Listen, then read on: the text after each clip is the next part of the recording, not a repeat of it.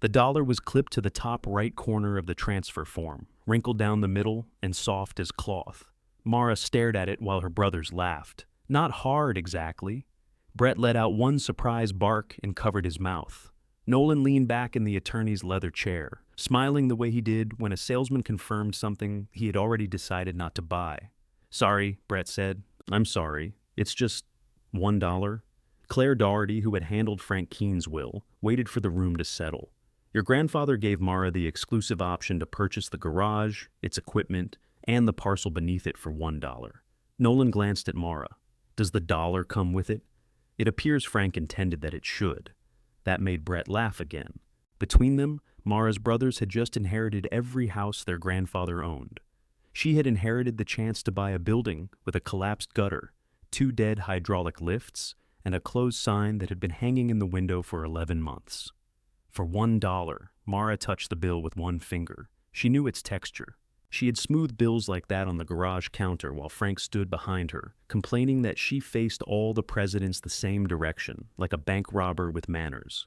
What she did not know was whether this was the last proof that he believed in her, or the final time he had mistaken cruelty for a lesson. Claire cleared her throat.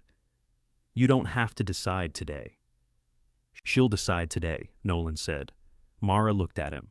He had worn a navy suit to the meeting, though Claire's office was above a pharmacy in downtown Bellwether, and the radiator clanked like somebody trapped inside it. Nolan always dressed for the version of the room he thought ought to exist. At 37, he had perfected a calm, expensive face that made other people feel disorderly. Brett had come straight from a remodeling job. There was white dust in the creases of his hands and a crescent of dried caulk on his sleeve. He was 33 and built like the heavy things he was always volunteering to lift. Of the two, Brett was easier to forgive and harder to trust. Mara folded her hands beneath the table. Her nails were still stained yellow near the cuticles from Frank's nicotine patches. He had sworn he wasn't smoking anymore, which was technically true because the oxygen machine made everybody threaten to kill him if he tried. Claire looked from one sibling to the next. "Perhaps we should finish reviewing the distributions before discussing the option." "There's more?" Brett asked. "No, I mean the practical terms." They had already spent 40 minutes on the practical terms of the houses. Nolan received Frank's bungalow on Sycamore Street, where Mara's clothes still hung in the hall closet, along with the brick duplex next door. Brett received the 2 narrow rental houses past the railroad crossing, both painted the brownish yellow Frank called wheat and Mara called old mustard. Frank had bought all 4 properties over 3 decades, usually when somebody else thought they were too ugly to save. There had been no conditions beyond the usual ones, no puzzle, no deathbed test of character. The houses were theirs. The garage was different. Claire slid a page toward Mara. "The property transfers as is. That includes the fixtures and equipment listed in the inventory. It also includes outstanding taxes, code compliance obligations, and any business liabilities determined to have survived the closure." "How much?" Mara asked. "The exact total is still being calculated." Nolan's smile thinned with satisfaction. "That means more than $1. "It usually does," Claire said. Mara almost liked her for that. Brett shifted forward, forearms on his thighs. "Come on, Mayor. You saw the roof last winter. The back office smells like a dead squirrel. That was a dead squirrel." "Okay, well, I feel like that supports my point. The squirrel was removed. Was the smell informed?" Claire took off her glasses and pinched the bridge of her nose. Mara looked at the bill again. Frank had signed beneath the clause 9 years earlier. 9 years. That was before his hands began to shake and before his lungs turned every walk from the kitchen into a negotiation. It was also before their worst fight, when she had built a simple appointment calendar on the garage computer, and he accused her of making customers feel like numbers. The next morning, he had used it to print his schedule. He had never apologized. Frank did not apologize. He brought you a sandwich with the mustard scraped off, or replaced the windshield wipers you had not mentioned were bad, and expected you to understand that the subject was closed. Maybe this $1 was one of his apologies. Maybe it was just another sandwich left beside an argument. Nolan tapped the table softly. "Mara, you don't want the garage?" She raised her eyes. "I haven't said anything. You don't have to." "You were planning to leave Bellwether?" Brett looked at her. "You were?" "I've been planning a lot of things." With what money? Nolan asked. There it was. He could turn concern into an audit without changing his tone. Mara had $914 in a savings account. She had accumulated it $20 at a time, then spent nearly half on the portable oxygen concentrator insurance refused to cover. She had been browsing jobs in Columbus during the sleepless hours when Frank's breathing filled the baby monitor on her nightstand. There were warehouse supervisor positions there, medical supply jobs, apartments where nobody had ever seen her buying adult diapers for a man who had once carried an engine block with another mechanic and claimed he did most of the lifting. "I'll figure it out," she said. "I'm not criticizing you. You only tap the table when you're criticizing somebody." He stopped tapping. Brett looked down to hide a smile. Nolan removed his hand from the table. "I'm saying Grandpa left you a burden because he knew you'd attach meaning to it. You don't have to prove anything by accepting." The comment was so close to Mara's own fear that it felt stolen. Claire placed the garage keys beside the transfer form. 3 keys hung from a faded red tag. Mara recognized the square brass one for the front office, the silver one for the bay door, and the small dark key that stuck unless you lifted the back door while turning it. Nolan kept talking. The lot would be useful to the duplex. Parking has always been a problem there. Once the estate is settled, I could take responsibility for clearing the structure. You'd walk away clean. Clearing it? Eventually. You mean tearing it down. I mean dealing with it. Frank used to say dealing with it whenever he meant doing something ugly with both hands and no discussion. Dealing with a raccoon meant a trap. Dealing with an invoice meant a phone call that made the parts supplier regret being born. Dealing with Mara's father had meant not speaking his name for 12 years. Mara reached for the keys. Nolan exhaled through his nose. "Don't do something stupid just because I told you not to. That does make it more attractive." "Mara." She picked up the dollar. The paper had been folded and unfolded so many times it wanted to close around her finger. Claire put her glasses back on. "To be clear, taking the keys today does not complete the transfer." "What does?" "Your signature, acknowledgement of the as-is condition, and payment of the stated consideration." Mara set the dollar in front of Claire. Brett rubbed both hands over his face. "Oh, hell." "Language," Mara said automatically. Both brothers went still. Frank had said that every time Brett swore in the bungalow, while swearing freely in the garage, the truck, the backyard, restaurants, and once during Christmas Eve service when the candle wax ran onto his thumb. A laugh escaped Mara before she could stop it. It came out wrong, thin and breathless, too close to the sound she had made beside Frank's bed when the hospice nurse turned off the oxygen. Brett's expression changed first. His irritation fell away, leaving him looking older and unguarded. Nolan looked toward the window. For a few seconds, they were only 3 exhausted adults in a hot office, all of them waiting for their grandfather to come barging in and tell Claire she charged too much for chairs. This uncomfortable. Then Nolan gathered the property documents into his leather folder. "Fine," he said. "Buy the garage." Mara signed. Outside, July heat had softened the asphalt.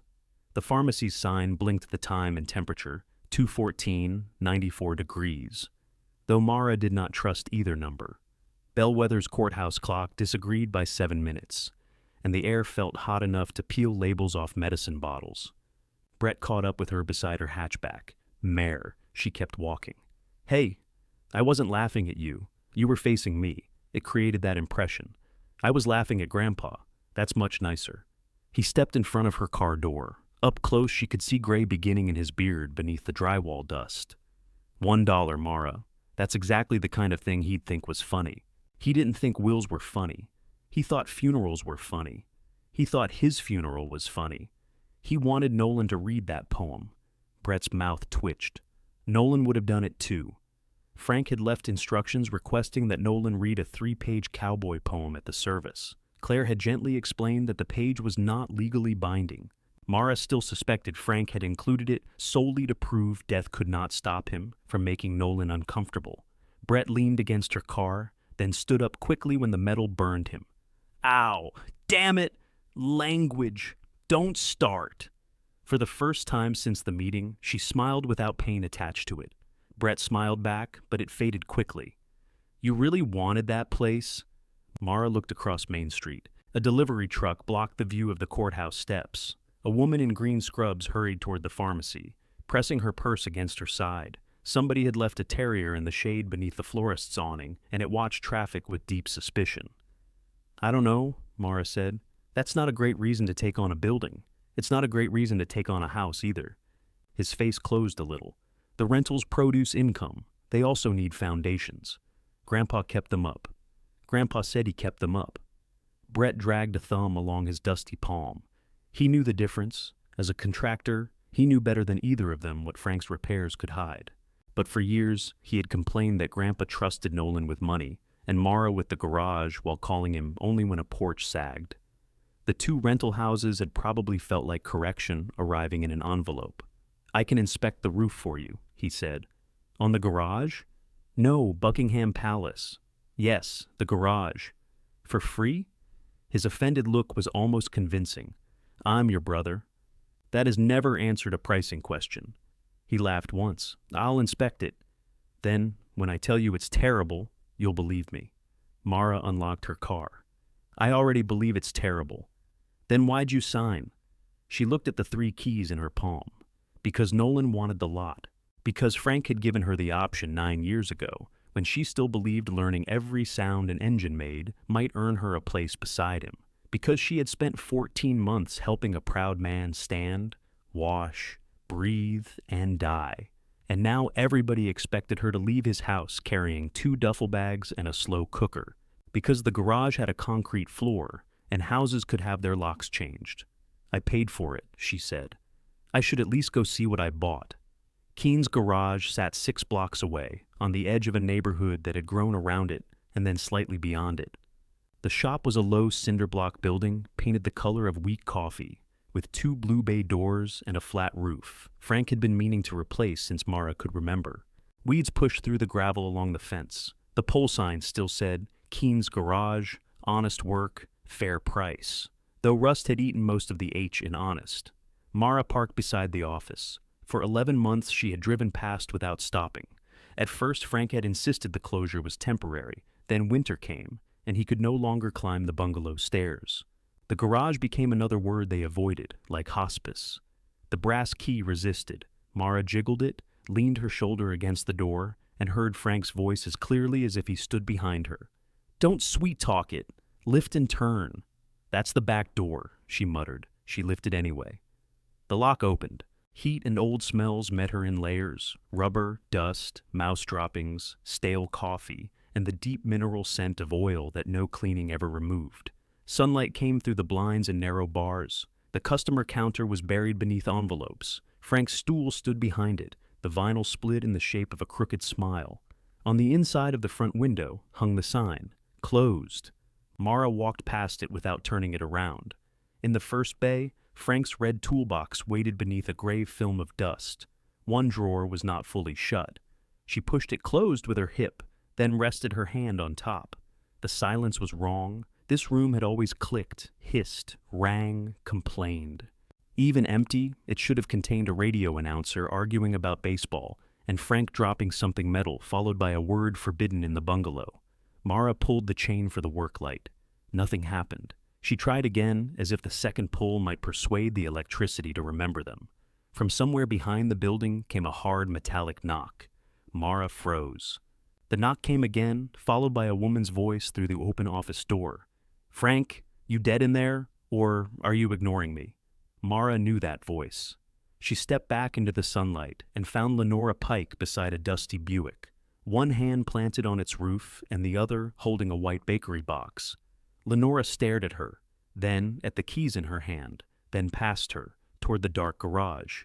Oh, she said, the impatience leaving her face. So it's you.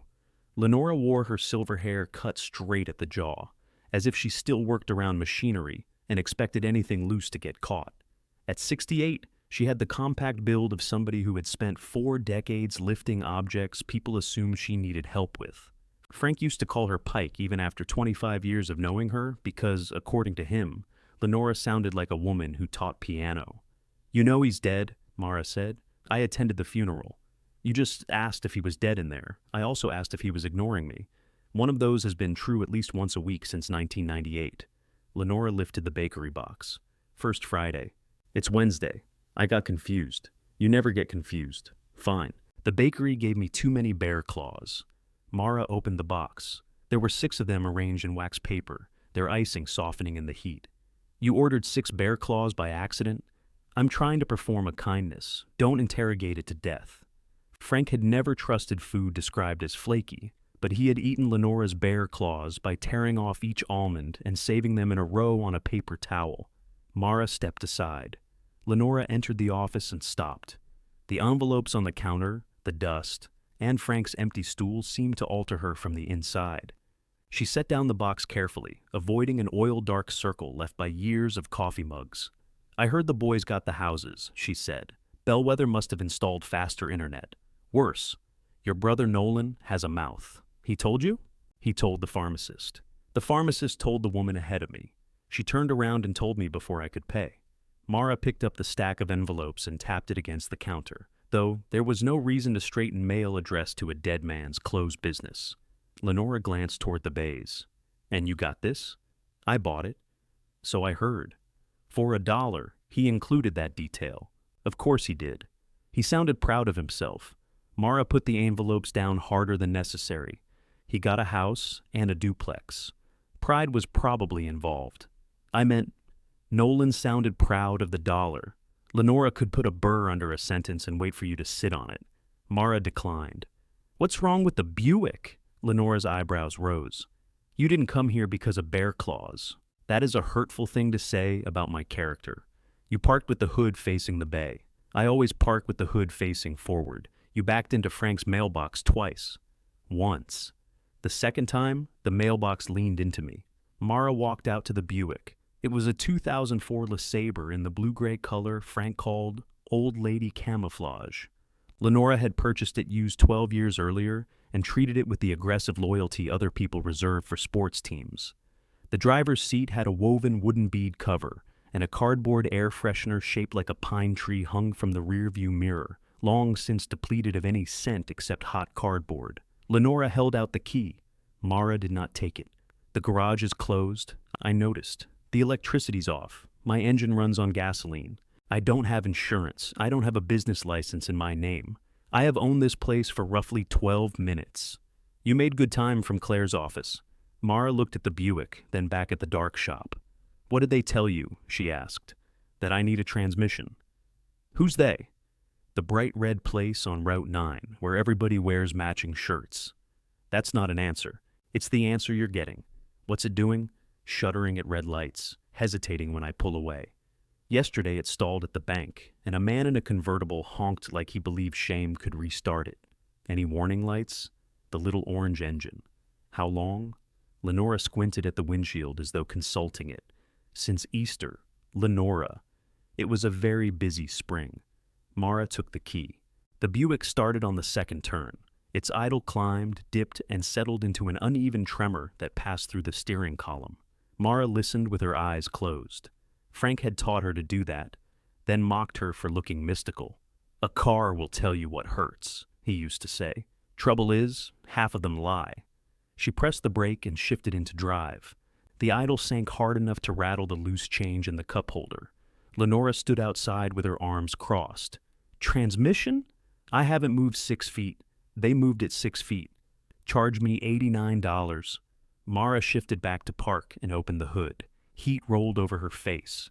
The engine compartment had a fresh rectangle of white chalk on one component and a bright inspection sticker from the other shop. She checked what she could reach without equipment, following hoses with her fingertips and looking for movement where there should be none. Her hands remembered before the rest of her did. Frank kept a flashlight attached to the side of his toolbox with a magnet.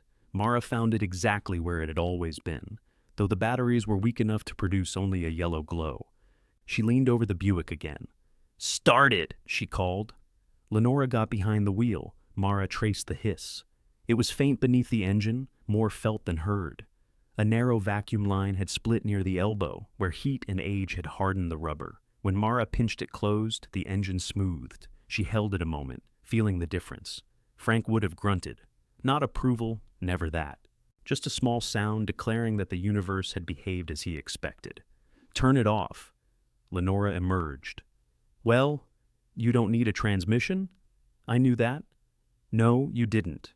I strongly resented the possibility. Mara showed her the split. You need a vacuum line. I may have one that fits, but I have to look. Frank's bins covered an entire wall, each with a handwritten label. The labels had once followed a system. Over the years, the system had become a biography of Frank's patients. Common fittings were sorted by diameter. Uncommon fittings lived under MISC. Items that had annoyed him were labeled junk that cost too much. One drawer simply said, no. Mara found the correct line inside a bin marked GM hoses, mostly. She cut a length with Frank's utility knife and installed it in the parking lot. No lift, no electricity, no diagnostic scanner. The entire repair took 14 minutes, most of which involved freeing a rusted clamp without dropping it. Lenora started the engine again. The Buick settled into a steady idle. Her face did not change, but her hand rested on the steering wheel more gently. Put it in drive, Mara said. Lenora did. The engine held. How much? Nothing. Lenora shifted into park. Try again. The hose was sitting in a bin. It probably cost $3 when Grandpa bought it. And your time? I'm not open. You repaired my car. I looked at something. With a wrench. Pliers. Oh, then by all means, be poor. Lenora opened her purse and took out 2 20s. Mara backed away from them. I can't ring it up. The register isn't even plugged in. Use your fingers. You are remarkably pushy for someone receiving free auto repair. I am remarkably pushy under all conditions. She tucked the bills beneath the wiper blade of Mara's hatchback. Mara snatched them off. Lenora. Charge me $40 or I'll go back to the red place and let them replace my transmission. I will tell everyone you sent me. You wouldn't. I once kept Frank on the phone for 2 hours because he overcharged me 90 cents for a cotter pin. He undercharged you for the repair. That wasn't the point. What was the point? I don't remember. It was 2007. Mara looked down at the money.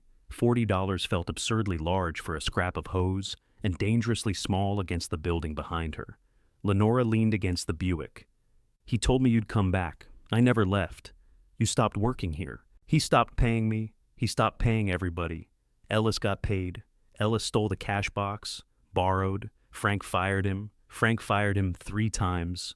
I'm speaking about the second. Mara folded the 20s once. Grandpa didn't tell me he wanted me back. Frank didn't tell rain to fall. He just left buckets everywhere. That sounds wise until you remember the roof leaked for 15 years. Lenora smiled. Mara turned toward the shop. I don't know what I'm doing with this place. Obviously. I mean, I don't know if I'm reopening it. I didn't ask. You brought your car. I brought bear claws. The car brought itself. Lenora opened the driver's door, then paused. Your grandfather showed me that appointment calendar you made.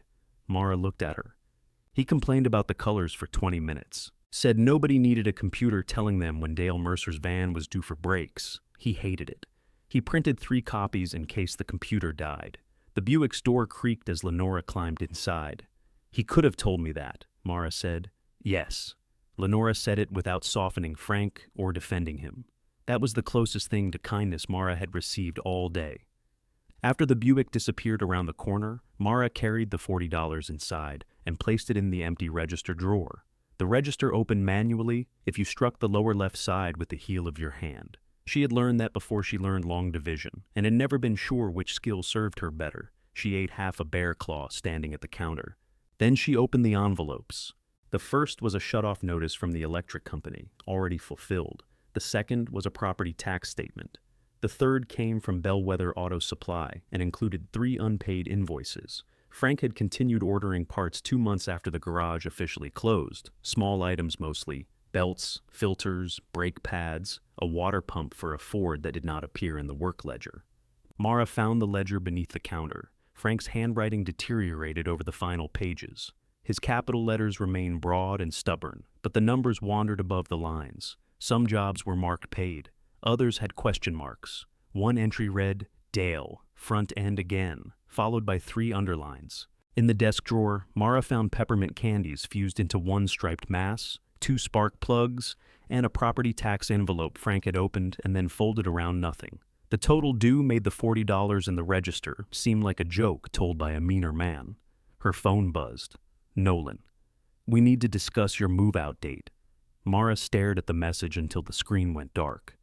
By the time she returned to Sycamore Street, Nolan's SUV was parked in Frank's driveway. The bungalow looked smaller with it there. He had propped the front door open and was carrying empty boxes into the living room. "You said I had 30 days, Mara said. He set the boxes beside Frank's recliner. The indentation in its cushion had not yet risen. "You do." "Then why are you boxing things?" "I'm not. These are for you." She looked at the clean new boxes, each printed with Nolan's mortgage company logo. "You brought branded eviction supplies? They were free. Somehow that makes it worse. I'm trying to help." "No, you're trying to make the next thing happen before this thing is finished." Nolan's jaw tightened. He looked toward Frank's recliner rather than at her. "This thing finished last Thursday." The quiet that followed frightened them both. Nolan picked up the boxes again. "I have someone coming to assess the house Friday." "For what?" "Repairs, paint. I may rent it. You've owned it for 4 hours." And in those 4 hours, the roof continued aging. Mara almost told him about the garage invoices. She stopped herself. Nolan noticed. "What?" "Nothing." "How bad is it?" "I said nothing. You always say nothing like it has receipts." She walked past him toward the stairs. "Mara, I'm tired. That's why I want you to think clearly. You can still undo this." She turned on the second step. Nolan stood among the boxes in his suit, holding one with both arms. For a second, he looked less like an owner than a man who had arrived too late to help carry something. "I fixed Lenora Pike's Buick today," Mara said. He blinked. "What?" She needed a vacuum line. "The garage isn't operating, I'm aware. You can't just repair cars out of a closed building. She paid me $40. Nolan stared, then laughed once, not cruelly this time, almost sadly. "Mara, you owe more than $40. I know. You don't even know how much more. I know that too." She went upstairs before he could answer. The next morning, she drove to the garage with the transfer keys on the passenger seat. She told herself she was going to photograph the inventory for insurance estimates. She told herself the work clothes in her duffel bag were for dust. Lenora's Buick was already parked outside. Beside it sat a white plumbing van that rattled at idle like a drawer full of silverware. Dale Mercer stood near the office door, holding 2 coffees. Lenora held another bakery box. When Mara got out of her car, Dale raised one hand. "Morning," he called. "Pike says you're open." "She says a lot of things," Mara called back. Lenora lifted the lid of the bakery box. "I have apple fritters this time. That doesn't make you honest. It makes me welcome." Dale Mercer was somewhere in his late 50s, with a long torso, narrow shoulders, and a mustache the color of steel wool. Mara remembered him sitting in the waiting room, with plumbing catalogs spread over both knees, taking emergency calls while Frank complained that indoor plumbing had made people weak. Dale held out one of the coffees, black, 2 sugars. Mara accepted it before remembering she was supposed to resist. "How do you know how I take coffee?" Frank did. "That doesn't answer the question. He'd make yours by mistake, get mad at it, then give it to me." Lenora looked pleased. "See? Community." "You're trespassing," Mara told her. "So are you, according to the sign." The closed sign remained in the office window. In daylight, Mara could see a clean rectangle around it where the glass had been protected from dust. Dale nodded toward the plumbing van. "I can come back if this is a bad time. It's all a bad time." "What's it doing?" Lenora made a triumphant sound through a mouthful of fritter. Mara pointed at her. "Not open." Dale sipped his coffee. "Understood. What's it doing?" "Rattles over bumps. Pulls right if I brake hard." Frank looked at it before he got sick. Inside the office, Mara opened the work ledger to the entry she had found the day before. Dale, front end, again.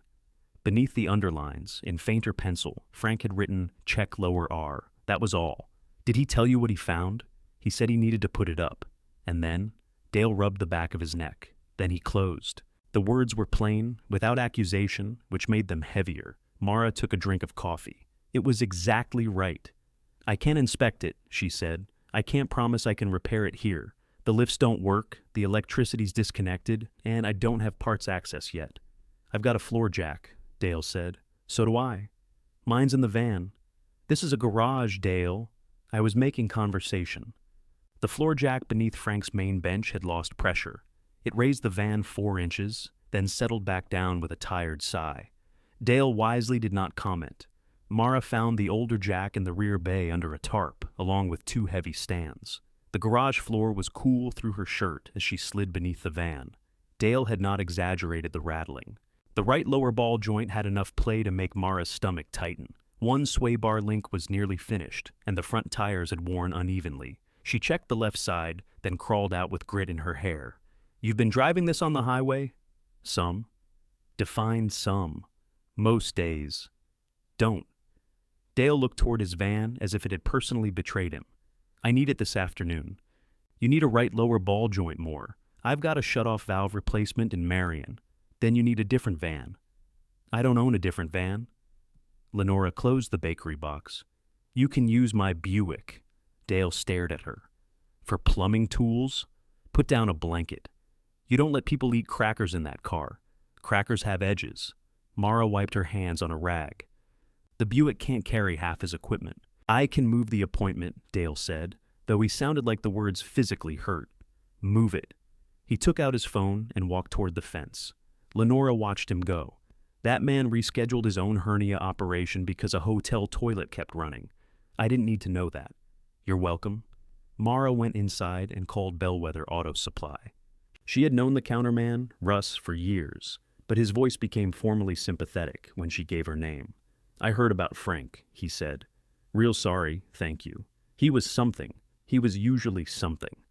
Russ laughed, then quieted when Mara gave him the part numbers she needed. His keyboard clicked over the phone. "I can have those after lunch." "Great, but I can't put them on Keene's account," I figured. "There are 3 invoices. I found them. I tried calling." He stopped answering numbers he recognized. I noticed. "How much to clear it?" Russ gave her the total. It was not impossible, which somehow made it worse. Impossible could be dismissed. This was merely large enough to reach into every part of her life and take something. "What about cash on delivery?" she asked. There was a pause. "I can do cash, same shop rate." "Mara, same rate?" Another pause. "Retail until the old balance is handled." Retail would erase most of what Dale could reasonably pay for the repair. "Okay," she said, "order them." When she hung up, Dale stood at the counter. "You should have asked me first," he said. "I haven't told you the estimate. You ordered parts. I can return them." "At retail?" She disliked that he had heard. Mara found one of Frank's blank estimate forms and wrote out the parts and labor. She had to stop twice to remember what Frank charged, then stop a third time, because his prices no longer mattered. She checked the number with a calculator from the desk. Dale studied the estimate. "That's less than the Red Place charged Lenora to scare her. It's more than Grandpa would have charged." "Your grandfather thought $30 was a fair diagnostic fee until last year.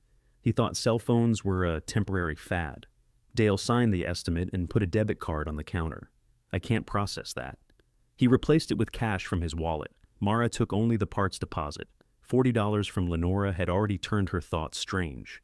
Dale's money felt different because it came with a promise she might fail to keep.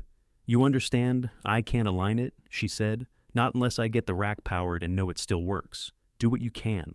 That isn't the same as making it safe. Then tell me when it's safe." It was the kind of answer Frank had trained his customers to give him. Mara wondered how many years it took to earn that much trust and how many minutes it took to spend it.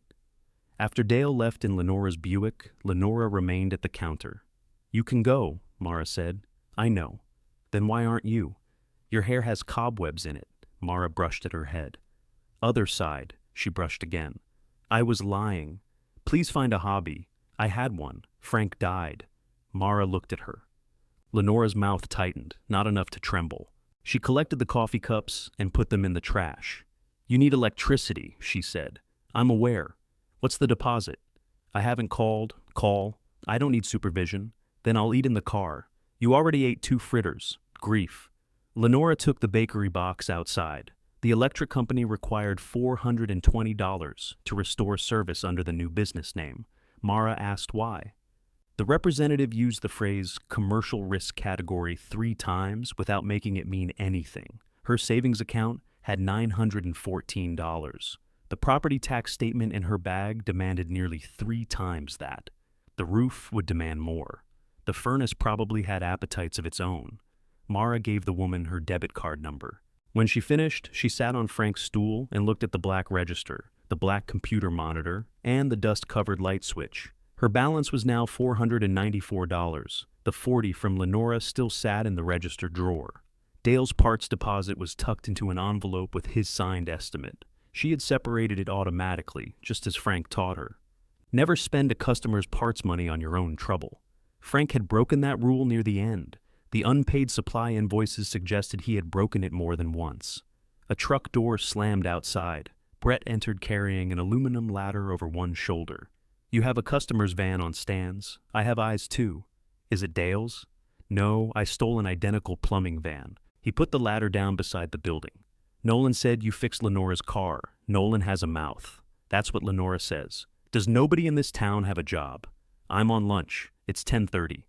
I had breakfast early." Brett circled the van, crouched, and looked beneath it without touching anything.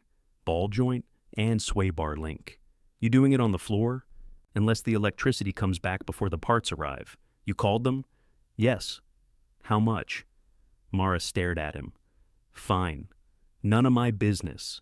The statement sounded so unnatural coming from Brett that they both waited for him to correct it. He picked up the ladder. "Roof? You volunteered. I'm already regretting it." Brett climbed while Mara steadied the base.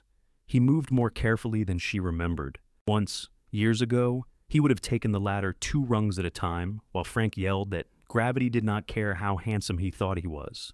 On the roof, Brett went quiet. That was worse than swearing. "Well," Mara called. He walked toward the rear corner, each step producing a soft crunch of gravel and old roofing material. "When did the office ceiling start leaking?" "Last winter." "When did it stop?" "It didn't." Winter stopped. He crouched near the gutter. "There are 4 patches up here. Grandpa liked patches. One is made from a flattened coffee can. He liked coffee." "Mara." "How bad?" Brett sat back on his heels. "The rear section has to be replaced. The rest might hold through summer if I seal the seams and fix the drain." "How much?"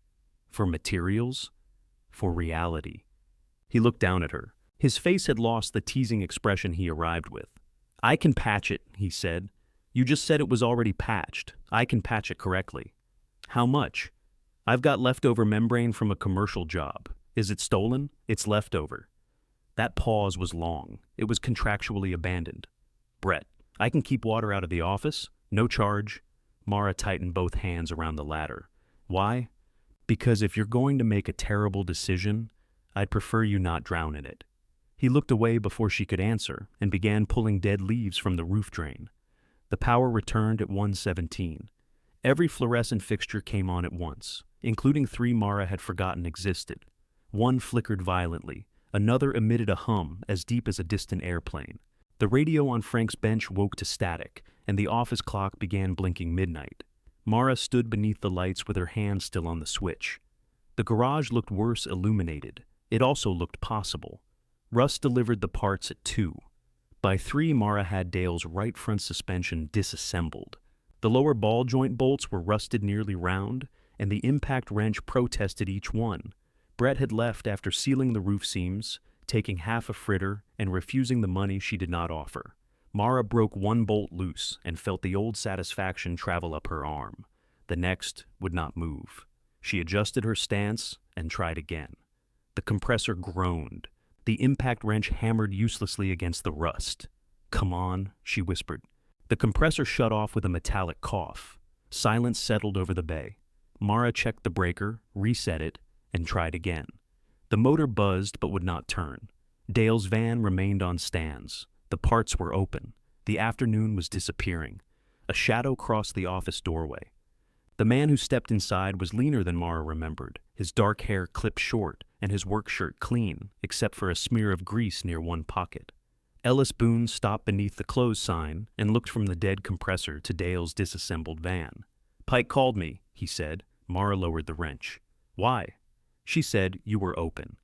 "I'm going to replace that sign with a restraining order." Ellis glanced up at it. "No," he said. "Sign looks accurate." Ellis walked to the compressor without waiting to be invited. Mara moved between him and the machine. "I didn't ask for help." "You didn't call me. Different problem. I'm handling it." "Looks handled." His voice had changed. Years ago, Ellis spoke quickly, as if every silence might expose him. Now he left space around words. It made him harder to argue with. Mara folded her arms. "Do you still work at Parson Tire?" "No." "Why not?" Because they closed. I didn't know that. You've been busy. He said it without glancing toward Frank's empty stool. Ellis crouched beside the compressor. It was an ancient upright tank with a motor Frank claimed had been manufactured during a period when Americans still feared God. Mara had heard him threaten to replace it every winter and defend it every spring. Did it trip? Ellis asked. I reset the breaker. Tank full, half. Unloader hiss when it shut off. I was using the impact. So, you don't know. I know what an unloader valve does. I know you know. I asked if you heard it. Mara had not. Ellis unplugged the compressor, bled the line pressure, and removed the cover from the pressure switch. He worked without touching anything unnecessary. His hands were steady. That unsettled her more than if they had shaken. Contacts are cooked, he said. One side sticking. It tried to restart under load. Can you fix it? Not correctly with what's here? I need correctly. Then you need a new switch. For today, I can clean the contact and adjust it enough to finish one job. You don't leave it powered overnight. Frank left it powered for 30 years. Frank thought carbon monoxide was something invented by furnace companies. Mara almost smiled. Ellis found fine sandpaper in the third drawer of the red toolbox. He knew which drawer without searching. You've been in here since he fired you? She asked. No. You went directly to the sandpaper. He kept it there since Clinton. Which Clinton? The one who played saxophone. That is disturbingly specific. The other one didn't. He cleaned the contacts, reseated the cover, and opened the tank drain until rusty water spat across the concrete. When he plugged the compressor in again, the motor caught.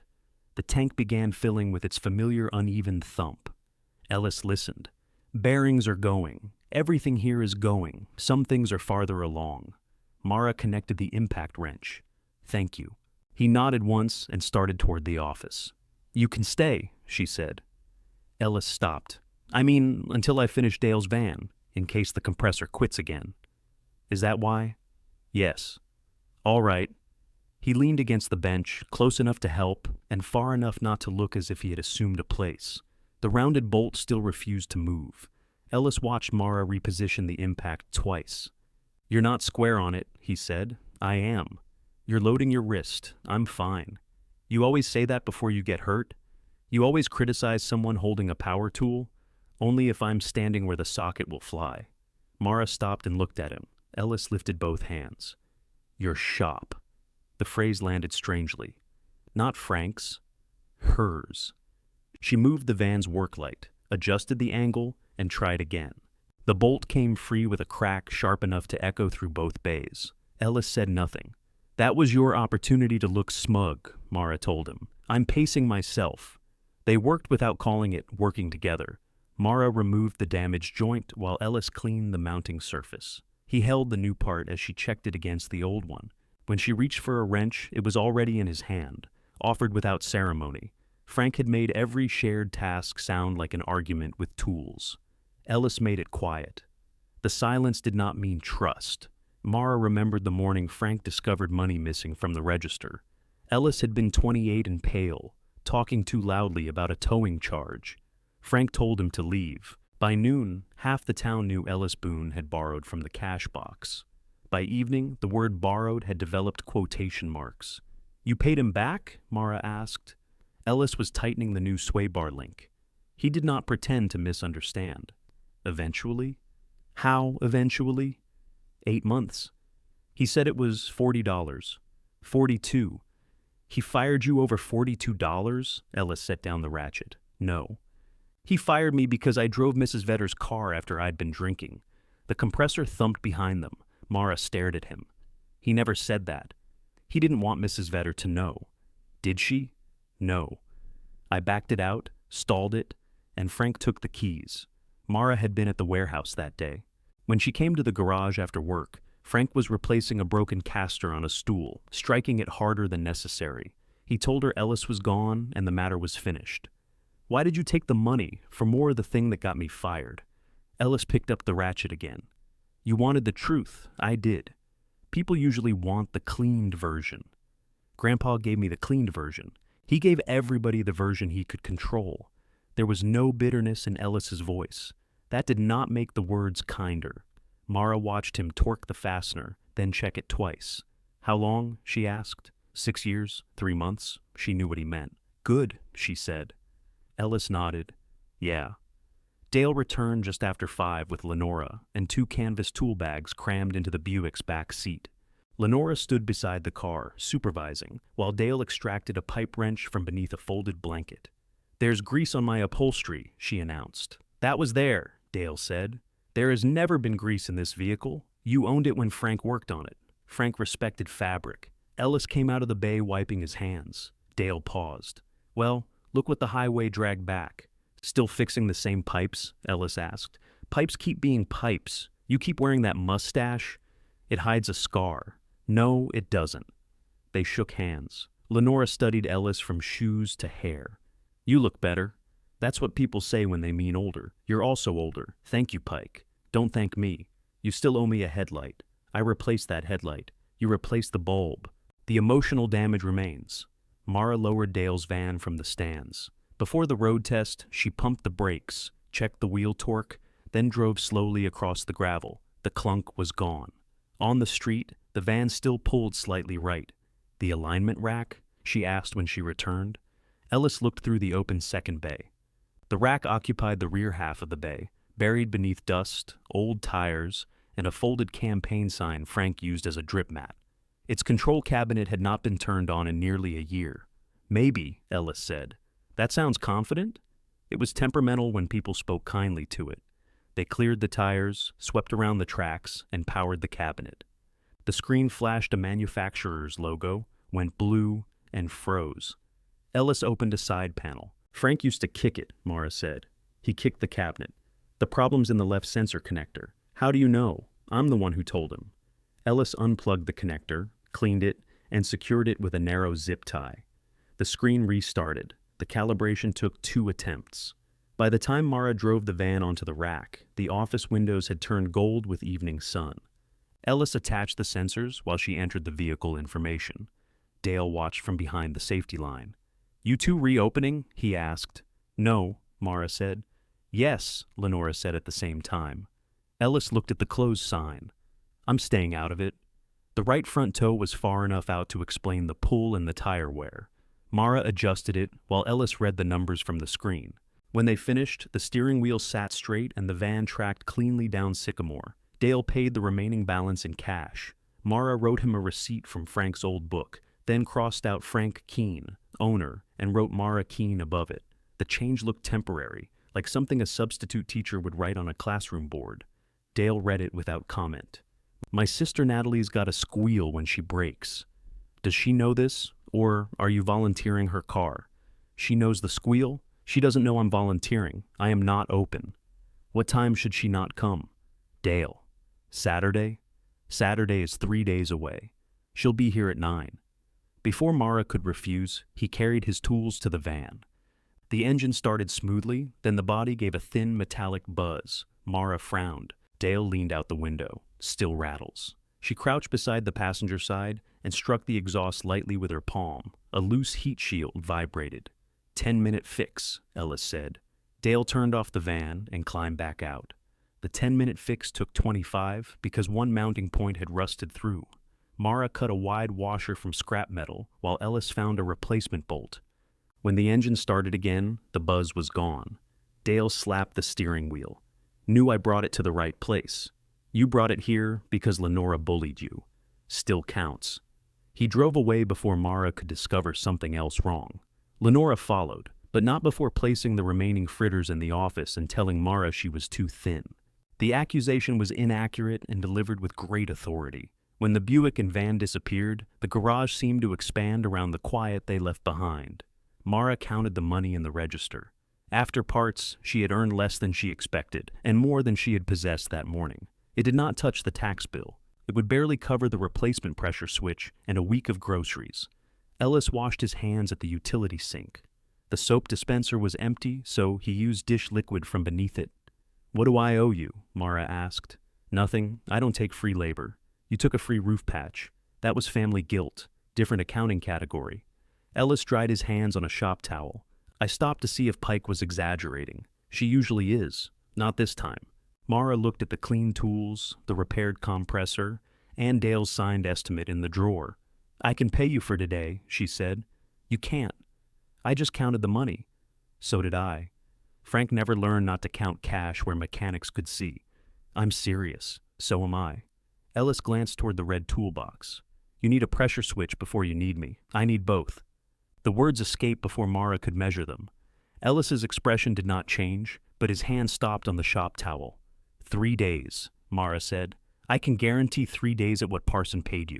After that, if there's work, we divide the labor revenue until I know what this place can carry. What if there isn't work? Then Lenora will drag people in off the highway. She might. 3 days, no promises after. Ellis set the towel down. You're charging Frank's old labor rate. I adjusted it. By $5. It was a stressful morning. You'll lose money on anything that fights back. Then help me fix the rate. He considered her across the counter where Frank had once accused him, paid him, fed him, and finally sent him away. I start at 8, Ellis said. Mara looked up at the closed sign. 7:30, she said. Now you sound like Frank. No? Frank would have said 7 and arrived at 8.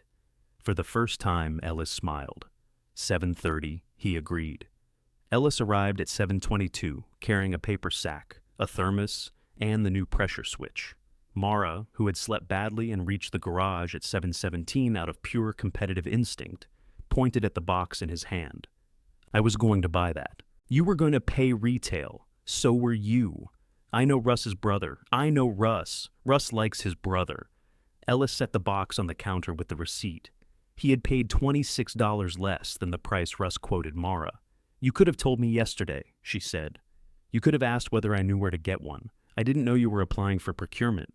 I didn't know 3 days came with a title. Mara reimbursed him from the register before they did anything else.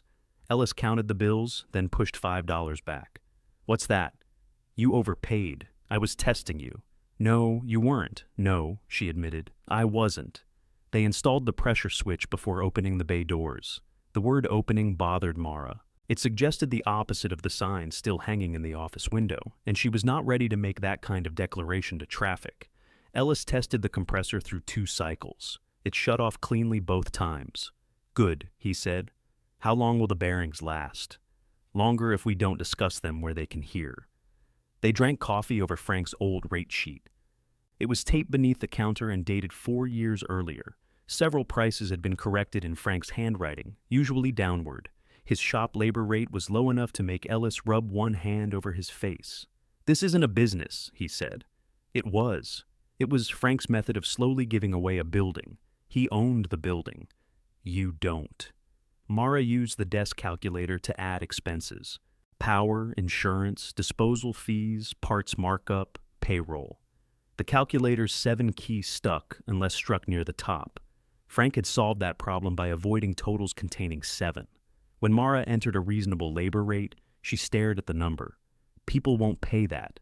They pay more on Route 9. They hate Route 9. They'll hate us too. They can do it at a discount. Frank never charged Lenora that. Frank spent 2 hours arguing with her over 90 cents. That was recreation. Ellis took a marker and changed the number. Not as high as he first suggested, but high enough to make Mara uncomfortable. We post it, he said. We estimate before touching anything. If you want to help somebody, you discount the invoice where they can see it. That feels showy. It keeps you from forgetting you helped them. Mara looked at him. Frank forgot, Ellis said. Then he got angry that everybody needed him. Before she could answer, a beige sedan pulled into the gravel lot. The woman who climbed out moved slowly but upright, with one hand resting briefly on the roof. Mara recognized Evelyn Vetter from the wool coat she wore to church even in mild weather, and from the name Frank had protected 6 years earlier. Ellis's marker stopped above the rate sheet. Evelyn entered carrying an envelope. I found a coupon. Mara looked at the envelope. For us? It says $5 off an oil change. Where did you get it? My kitchen drawer. The coupon had expired 8 years earlier. Frank's cartoon face appeared in one corner, drawn by somebody who had given him much better hair than he ever possessed. Mrs. Vetter, Ellis said. She blinked at him, then smiled. Elliot. Ellis. That's what I said. He did not correct her again. Evelyn handed Mara the coupon. Frank always honored these. Frank printed these when oil costs less than milk. He should have put a date on it. He did. Right here. I can't read that. Neither could Mara. Evelyn's thumb covered it. We'll honor it, Mara said. Ellis glanced at her but said nothing. Evelyn gave Mara the keys. It makes a ticking noise when I turn left, but only when I have somewhere important to be. Does it know? It knows from my blouse. While Mara wrote the estimate, Ellis drove the sedan into the first bay. He climbed out too quickly and left the door open. You okay? Mara asked quietly. Yeah. You don't have to work on it. Yes, I do. She doesn't know. I know. That was the problem. The ticking came from a plastic wheel well liner rubbing the tire during sharp turns. Ellis secured it while Mara changed the oil. Evelyn watched from the office, eating the last apple fritter and giving a detailed account of her neighbor's unsuccessful patio. When the job was finished, Mara applied the $5 discount. Ellis handed Evelyn the keys but kept his gaze on the counter. Evelyn touched his wrist. You look healthy, she said. He went very still. Thank you. Frank said you moved away. For a while. He worried about you. Ellis looked toward the bays. Frank worried angrily. He did everything angrily. Evelyn patted his hand, collected her receipt, and left. They listened to the sedan crunch across the gravel. Mara waited. Ellis picked up the marker. We need a separate diagnostic rate. She let him have the silence he had given her. By noon, they had serviced a pickup belonging to a retired mail carrier and inspected a florist's van with a torn axle boot. Neither job was large. Both customers remembered Mara. One called her Margaret, then apologized 4 times. The other asked if Frank still kept lemon drops in the office and became embarrassed when Mara said no. Mara entered each name into the old computer. Frank's appointment program opened automatically. The calendar she had built years earlier still occupied the desktop. Its colored columns looked crude now, but it worked. She updated the labor rate, created customer files, and set reminders for the repairs they could not do that day. Ellis leaned over the counter. You made this? He hated it. He used to print tomorrow's appointments and tape them to the toolbox. Mara kept typing. Lenora told me. He also kept a copy in his shirt pocket. That seems excessive. He didn't trust the computer. He trusted paper. He trusted pockets. At 1:30, Nolan parked his SUV directly in front of the closed second bay. Mara watched him get out. He had abandoned the suit for pressed khakis and a blue shirt, with the sleeves rolled exactly twice. Your brother always looked like a catalog selling lake houses? Ellis asked. Yes. Nolan entered and looked at Ellis. Didn't know you were back. Been back a year, Ellis said. In Bellwether? On Earth. Nolan turned to Mara. Can we talk? We are. Privately. Ellis picked up the florist's keys. Road test. The axle boot is torn, Mara said. I'll drive gently. He left by the rear door. Nolan watched him go. You hired him? For 3 days. Does Claire know? Why would the estate attorney approve my mechanic? He stole from Grandpa. Grandpa also let him drive a customer's car drunk and told everybody the theft was the problem. Nolan's face changed. What? You didn't know either. No. For a moment, they stood on the same side of Frank's silence. Then Nolan glanced at the cash register. You need to be careful. I'm being careful. You've known you own this place for 2 days. I've known Ellis longer. That isn't reassuring. What do you want? Nolan looked toward his SUV. The duplex tenant in the downstairs unit has been using the edge of this lot for parking. Grandpa allowed it. The blue pickup? Yes. I want to formalize it. Formalize how? Reserve 2 spaces for the duplex. It increases the rental value. Mara laughed before she could help it. I don't mean for free, Nolan said. You offered to clear my building so you could have the lot. Now you want to rent spaces from me? I'm trying to find a practical arrangement. You're blocking a bay. It's closed. The door is closed. The bay isn't. Nolan studied her. Behind him, the compressor started, filling the pause with its repaired thump. How much? He asked. I don't know. 2 spaces, nights and weekends. I work Saturdays. Since when? Since Dale volunteered his sister. Nolan's eyes moved to the office window. The sign says closed. So does my face, but you're still here. He almost smiled. That made Mara angrier than if he had not. I'll move the SUV, he said. Think about the spaces. It could cover part of your electric bill. I paid the electric bill. With what? There's the audit. I'm your brother. That has never answered a money question. It was the same thing she had said to Brett, but it landed differently. Brett would have laughed. Nolan set his jaw. "You have 28 days at the bungalow," he said. "I know. I scheduled the assessment for Monday. I know. I need access to Frank's bedroom." Mara's throat tightened. "For paint? For measurements? He's been dead 8 days. And he will still be dead in 28. The cruelty startled Nolan as soon as it left him. His face lost color. "Mara, move your car." He did. Ellis returned after Nolan drove away. He parked the florist's van and came through the second bay, studying Mara without asking. "The boot," she said, "needs replacement soon. Not dangerous today. Put it in the estimate. You all right?" "Separate diagnostic rate," Mara said. Ellis nodded. "Separate diagnostic rate." That night, Mara packed 2 boxes at the bungalow. Nolan's mortgage company logo stared up from the cardboard while she folded Frank's spare blankets around dishes. Every room contained objects that belonged to no one until one of them touched them. She left his bedroom closed. Saturday morning, Natalie Mercer arrived at 8:43 in a red sedan with squealing front brakes. She was Dale's younger sister by 4 years and had his same narrow shoulders, though she wore her gray hair in a thick braid down her back. She managed deliveries for Cornerstone Bakery and spoke in the brisk tone of somebody whose mornings began while other people were still deciding whether to set an alarm.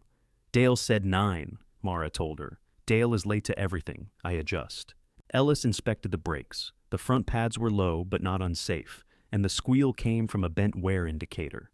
Natalie approved the repair, then stood at the counter watching Mara enter her details into the calendar. "You scheduling commercial vehicles?" she asked. "Depends on the vehicle. Our delivery van's running hot." "How hot?" "Gauge climbs at stoplights. Drops once it's moving." "Cooling fan, maybe." "That expensive?" "Maybe is free." Knowing costs. Natalie smiled. "You do sound like Frank." Mara did not know whether to take that as praise. The bakery van arrived an hour later, driven by a flour-dusted man named Roy, who handed Mara the keys and said Natalie needed it by Monday morning. The temperature gauge was normal when Mara started it. Ellis looked through the windshield at the close sign. "You taking another one?" "I'm diagnosing another one. We still have the sedan. We'll finish both. You're paying me for 3 days. Then I should get my money's worth." Ellis looked at her for a beat too long. "What?" Mara asked. "Nothing?" It was the kind of nothing that already had receipts. Mara ignored the receipt implied by his face and opened the bakery van's hood. The engine was cool. She checked the coolant level, hoses, radiator cap, and visible connections before starting it. Ellis finished Natalie's brakes while the van idled outside, its temperature gauge holding stubbornly below the middle. After 20 minutes, the needle began to rise. Mara watched the cooling fan. It did not move. "There," she said. Ellis came over and looked. "There what?" "Fan's dead. Or it isn't being told to run." Mara switched on the air conditioning. The compressor engaged, but the fan remained still. She disconnected the fan motor and checked the plug with a meter. Voltage appeared. "Power at the connector," she said. "Motor. What voltage under load?" 12.3. That's open circuit. It has power. A corroded wire can show 12 volts until you ask it to do work. The motor doesn't turn. That is also true. Mara looked at the clock. Natalie's sedan occupied the first bay. The second bay held the alignment rack, and 3 oil changes had pulled into the lot since breakfast despite the sign. One customer had said Lenora sent him. Another claimed Dale had. The third simply remembered Frank and looked surprised to find Mara at the counter. "The fan assembly is the likely failure," she said. "Likely? We have to get the part ordered before Russ closes, then do an amperage test before Russ closes. I'm doing 6 things, you're doing 7. That's the problem." Mara called Bellwether Auto Supply. Russ located an aftermarket fan assembly at a warehouse 40 miles away. A courier could deliver it by 4 for a fee that made Mara briefly hate both commerce and distance. She approved it. Ellis did not say anything. His silence followed her around more effectively than an argument. They finished Natalie's sedan just after noon. Natalie paid without objecting to the new labor rate, though Mara watched her read every line. "You fixed the squeal?" Natalie asked. "Yes. Dale said you fixed 3 rattles on his van. 2. The third was probably his tools. He says it drives straight. It does." Natalie glanced toward the bakery van. "And that?" "Cooling fan assembly." "You'll have it Monday?" "Yes." The answer came too quickly. Mara heard it after Natalie had already nodded. The replacement fan arrived at 4:12. It fitted correctly, plugged into the existing harness, and came to life as soon as the air conditioning engaged. The temperature dropped. Mara stood in front of the van with her hands on her hips. Ellis watched the fan cycle twice. Could still be the circuit. It's running. The new motor may draw less current. Which means it's running. She gave him a look. You want me to say you were right? I want you to stop constructing a disaster around a working fan. I don't have to construct those. They come assembled. Mara completed the invoice. The part markup was modest, the courier fee unavoidable, and the labor barely covered their time. Natalie returned at 5 to collect both vehicles. She paid a deposit for the van and promised the balance Monday after Roy completed the first delivery route. When Mara closed the register, the day's cash looked respectable until she subtracted parts, Ellis's wages, electricity, and the new pressure switch. The number left behind was small but positive. She wrote it in a notebook. Frank had never kept daily totals in one place. He kept some on envelopes, some in the ledger, and some in his head, where they could not be challenged. Mara created columns for labor, parts, tax, expenses, and customer deposits. Ellis looked over her shoulder. You should include your own pay. I own the place. That isn't pay. It's all my money. That's how people end up owing a supplier while thinking they made money. Mara stopped writing. Ellis took a step back. I didn't mean, yes, you did. I meant the system. The system has been running 3 days. The old system ran a lot longer. She closed the notebook. You think I don't know what Grandpa did? I think you know pieces. So do you. Yeah? That quieted them. Ellis collected his thermos. Don't spend customer deposits. I don't. I know. You've worked here 2 days. I knew before. He left through the rear door without waiting for a response. Mara stayed until the garage was dark, except for the office light. The closed sign became a black rectangle against the window. Cars passed on the street, briefly washing the bays in white. She considered turning the sign around just to see the other side. Instead, she unplugged the compressor as Ellis had instructed and went home to pack. Sunday smelled like dust and cardboard. Mara carried boxes from Frank's spare room to the bottom of the stairs, while Nolan moved through the bungalow with a measuring tape. He did not enter Frank's bedroom, though twice Mara saw him stop outside the closed door. Brett arrived with a bag of breakfast sandwiches and no announced purpose. He ate one standing at the kitchen sink, then fixed the loose cabinet hinge Frank had ignored for years. You don't own this one? Nolan told him. I know. Then why are you repairing it? Brett tightened the last screw. It bothered me. It bothered Grandpa for 15 years. No, it bothered everyone else. Grandpa enjoyed it. Mara wrapped the slow cooker in a towel. Nolan checked the measurement between the refrigerator and the wall. Are you taking that? I bought it. I didn't ask if you stole it. You ask questions in a way that adds words. Brett handed Mara a sandwich. Egg, sausage, no cheese. He remembered. She took it. For 10 minutes, they moved around one another almost normally. Brett folded the empty boxes flat when Nolan left them blocking the hallway. Nolan found the missing roll of packing tape in the freezer, where Frank had put it during his final week at home. Mara laughed until she had to sit down. Nolan laughed too, one hand pressed over his eyes. Then the laughter ended, and all three of them looked toward Frank's recliner. Brett cleared his throat. Garage roof didn't leak Friday night. It didn't rain, Mara said. Still counts. Nolan put the tape on the counter. The assessor comes tomorrow afternoon. I'll be at work. At the garage? That is where work occurs. It's a closed business. Mara bit into the sandwich. Brett looked at Nolan. People were there when I fixed the roof. That doesn't make it open. What makes a business open? Mara asked. Your permission? Insurance, registration, sustainable revenue. I have the first two. The binder had cost more than she wanted to think about, but Claire helped her transfer the old policy without a lapse. Mara had not told either brother because every fact felt safer before Nolan examined it. And revenue? He asked. I'm working on it. Nolan's gaze moved to the boxes along the stairs. So am I. At 7:12 Monday morning, Mara saw the steam before the bakery van turned into the lot. Roy pulled in with the temperature gauge near red and the heater blasting through the open windows. He shut off the engine and climbed out, his bakery shirt dark beneath the arms. You said this was fixed. Mara's stomach dropped. Ellis, arriving behind him in a faded pickup, parked and came over without hurrying. "What happened?" he asked. "Overheated at the first stop," Roy said. "I waited, added water, and came straight here. Natalie's got 3 deliveries sitting." Mara opened the hood. Coolant had pushed into the overflow reservoir. The new fan sat motionless. She turned on the ignition and air conditioning. Nothing. "Fan assembly," Roy said. "The assembly is new. It's not moving." Ellis retrieved the meter. Mara did the test she should have done Saturday. The connector still showed voltage with no load. When Ellis attached a test lamp, the voltage collapsed. He followed the circuit toward the relay box while Mara stood beside him, feeling every lost minute. The fan relay looked normal from above. Beneath it, one terminal in the socket had darkened and loosened. Heat had spread the contact enough to interrupt current underload. Ellis touched the damaged terminal. There. Mara looked at the new fan. The old motor might have been fine.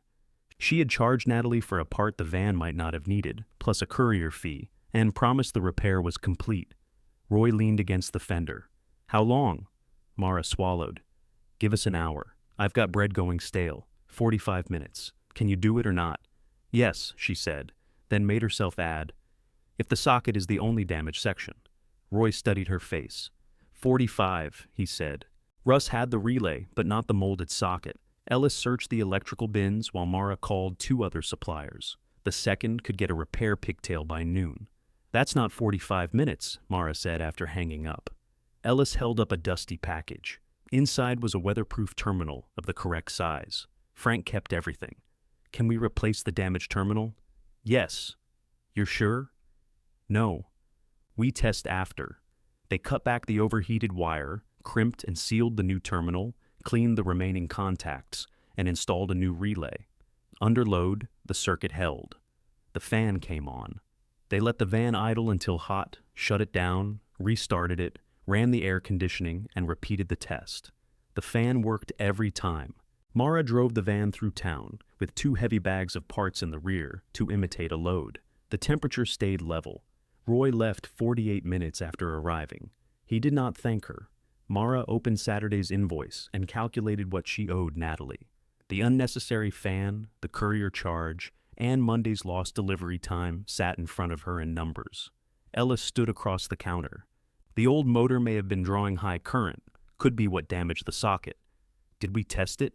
No? Then I don't charge her for our guess. The new assembly isn't worthless. It wasn't properly diagnosed. You refund the part, you're paying retail out of pocket, I know." Her remaining grocery money sat in her checking account. The garage had earned enough to cover part of the refund. The rest would come from that. Ellis rubbed his thumb along the counter edge. "I told you to test it." "Yes, I'm not saying that to be right." "You are a little." "A little." Mara called Natalie. She explained the error without cleaning it up. Natalie listened in silence. "So, the van is fixed now?" she asked. "It passed every test we should have run Saturday. And the fan?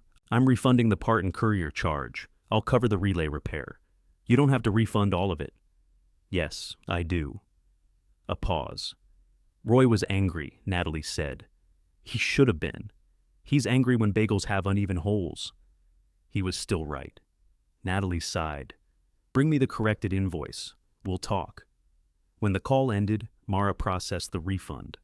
The balance on the calculator made her chest feel hollow. "Say it," she told Ellis. "What?" "That you warned me. You know I warned you. That's worse. Usually." He opened the appointment calendar. 4 names filled the afternoon. 2 more had been written on a paper beside the phone while they repaired the van. "You're still doing too much," he said. Mara looked at the names. "We're doing too much," she corrected. Ellis glanced at her. His 3 guaranteed days ended when they closed that evening. Mara did not have enough to promise a 4th at his old wage. "Tomorrow," she said, "we split labor after expenses, like we discussed." "You sure?" "No." "Good." "Why is that good?" "Means you tested it under load." He picked up the first set of keys. 7:30? Mara asked. Ellis headed toward the bay. 7:15, he said. "We're busy." By 7:20, 3 cars were waiting outside. One belonged to the retired mail carrier from Friday. He had returned because the pickup now made a sound he insisted it had not made before the oil change. The second was Evelyn Vedder's sedan. She wanted somebody to check whether the $5 coupon had also included tire pressure. The third belonged to a man neither Mara nor Ellis recognized, who had heard from somebody at the pharmacy that Keen's was doing free diagnostics. "We are not doing free diagnostics," Mara said. The man pointed at Evelyn. She said hers was free. "My tire pressure is free," Evelyn said. "I brought my own air." Ellis opened the first bay door. "Air is complimentary if you can catch it." The man did not laugh. Mara wrote an estimate for his warning light, explained the diagnostic charge twice, and watched him leave for Route 9. It felt like losing money. It also felt like the first sensible decision she had made before breakfast. The mail carrier's new noise turned out to be a steel thermos rolling behind the seat. He looked at the thermos, then at Mara. "That wasn't there Friday. It has your name on it. My wife writes my name on everything. Smart woman." He left $20 on the counter. Mara put it back in his shirt pocket while he protested. "You paid us to change the oil," she said. "We did not repair the thermos. You diagnosed it. Complimentary first appointment." Ellis waited until the pickup had gone. "We need a thermos rate. Put it beneath emotional damage." Evelyn's tire pressure was low in the left rear. Mara found a small nail near the tread and repaired the puncture. Evelyn tried to use the same expired coupon. "You use this Friday," Mara said. "It doesn't say one per customer. It says one per visit. This is a new visit." Mara held the coupon up. Evelyn had carefully cut away the section containing the restriction. "You mutilated it." "I'm old. We get bored." Mara charged her for the repair and applied $5 under customer persistence. Evelyn examined the invoice, approved the wording, and paid. By 9, the lot had filled. Names came back to Mara in fragments. George Larkin had driven the green pickup with the dented tailgate for as long as she could remember. Ruth Ames used to bring Frank tomatoes he called too soft and ate over the sink. Leonard Cho always wanted his removed parts placed in a box, even if the removed part was a 6-foot exhaust section. They arrived older, in newer vehicles, or the same vehicles made older around them. Some asked for Frank before remembering. Others looked at Mara with such deliberate sympathy that she wanted to hide beneath the alignment rack. She took keys, asked questions, wrote estimates, and forced herself not to promise times she could not keep. The appointment calendar became full of colored blocks. Blue meant scheduled maintenance. Red meant safety concern. Yellow meant diagnosis. Green meant waiting on parts.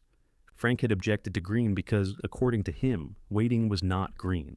He never explained what color it was. Ellis studied the screen. "You've got Mrs. Ames at 10 and 10:30. 2 vehicles. She's one person." She said Leonard will drive the second. Leonard is at 11. Mara moved the blocks. Dale arrived in another plumbing van shortly before lunch. This one was newer, white with blue lettering, and smelled like fresh vinyl and pipe cement. "You bought a second van?" Mara asked. "Last fall. You brought me the rattling one first. I wanted to see if you could fix it. You tested me with the dangerous van?" "I tested you with the paid-off van." Ellis looked beneath the hood. "Business going well?" "Busy enough that I spend more time fixing trucks than sinks." Dale took a folded sheet from his pocket. It listed both vans, their mileage, and several handwritten dates. "Frank used to keep track," he said. "Oil, brakes, tires, all of it. He'd call and tell me what I'd forgotten." "Usually loudly," Mara said. Loudly worked. Mara pulled up Dale's customer file. She entered both vehicles, their current mileage, and the maintenance intervals. "I can send reminders," she said. "I don't want reminders. I want appointments." "That sounds like reminders with financial consequences." Exactly. He wanted each van inspected once a month, on alternating Thursdays before his first service call. It was not much work by itself. On the calendar, though, the 2 recurring blue blocks looked like the beginning of something that would still exist next month. "What do you charge?" Dale asked.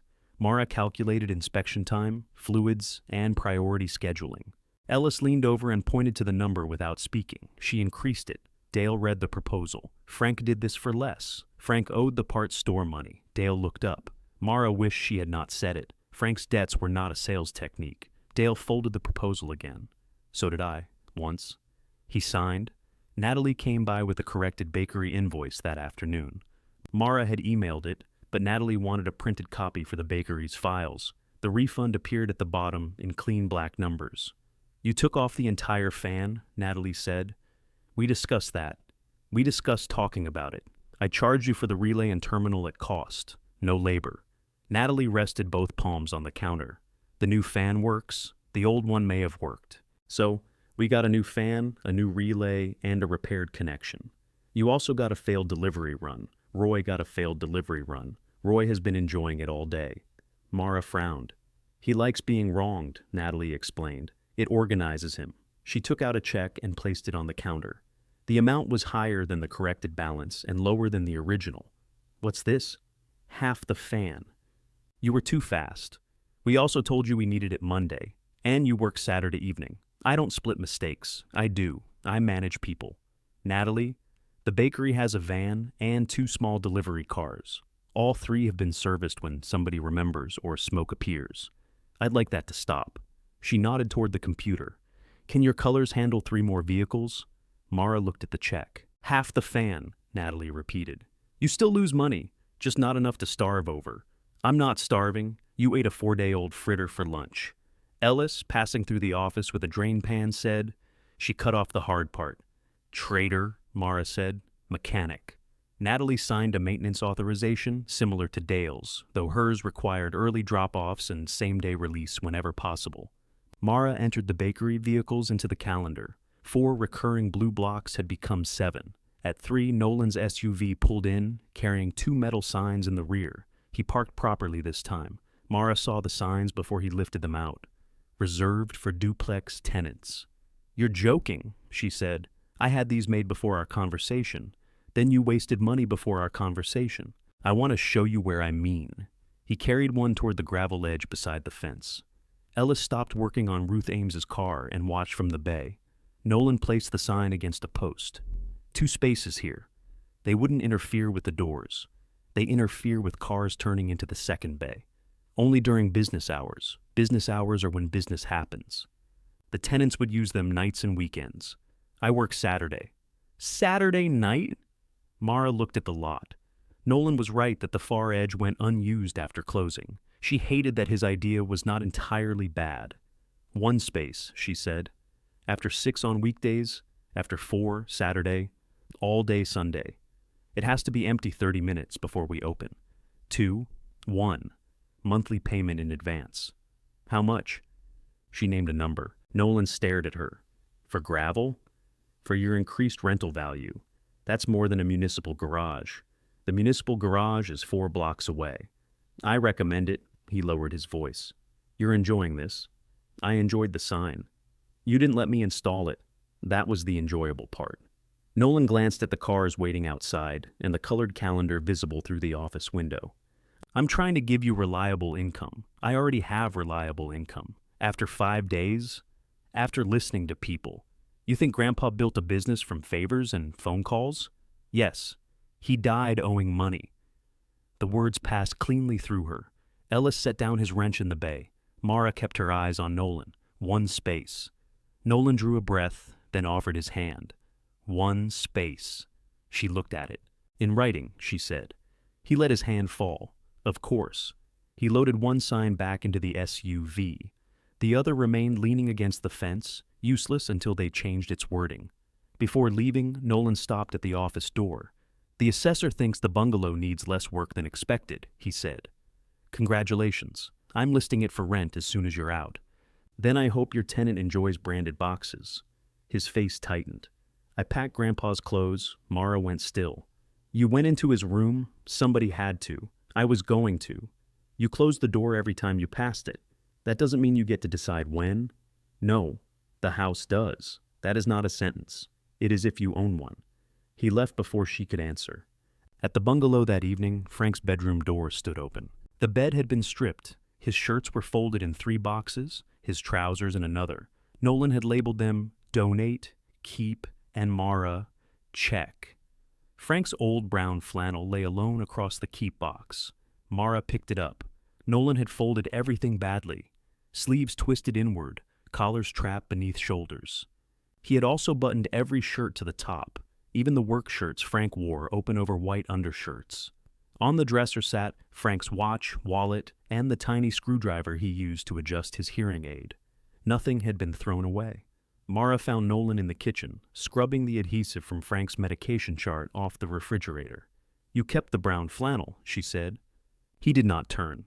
"He wore it to your graduation. He wore it everywhere. He wore it to mine, too." Mara leaned against the doorway. Nolan scraped at a stubborn strip of tape with his thumbnail. The assessor asked if the furniture stayed. "What did you say?" "I said I didn't know." That admission cost him something. Mara took a dishcloth from the sink and dampened it with warm water. She held it over the adhesive until the paper softened. They worked without speaking. When the last strip came free, Nolan looked at the clean refrigerator door.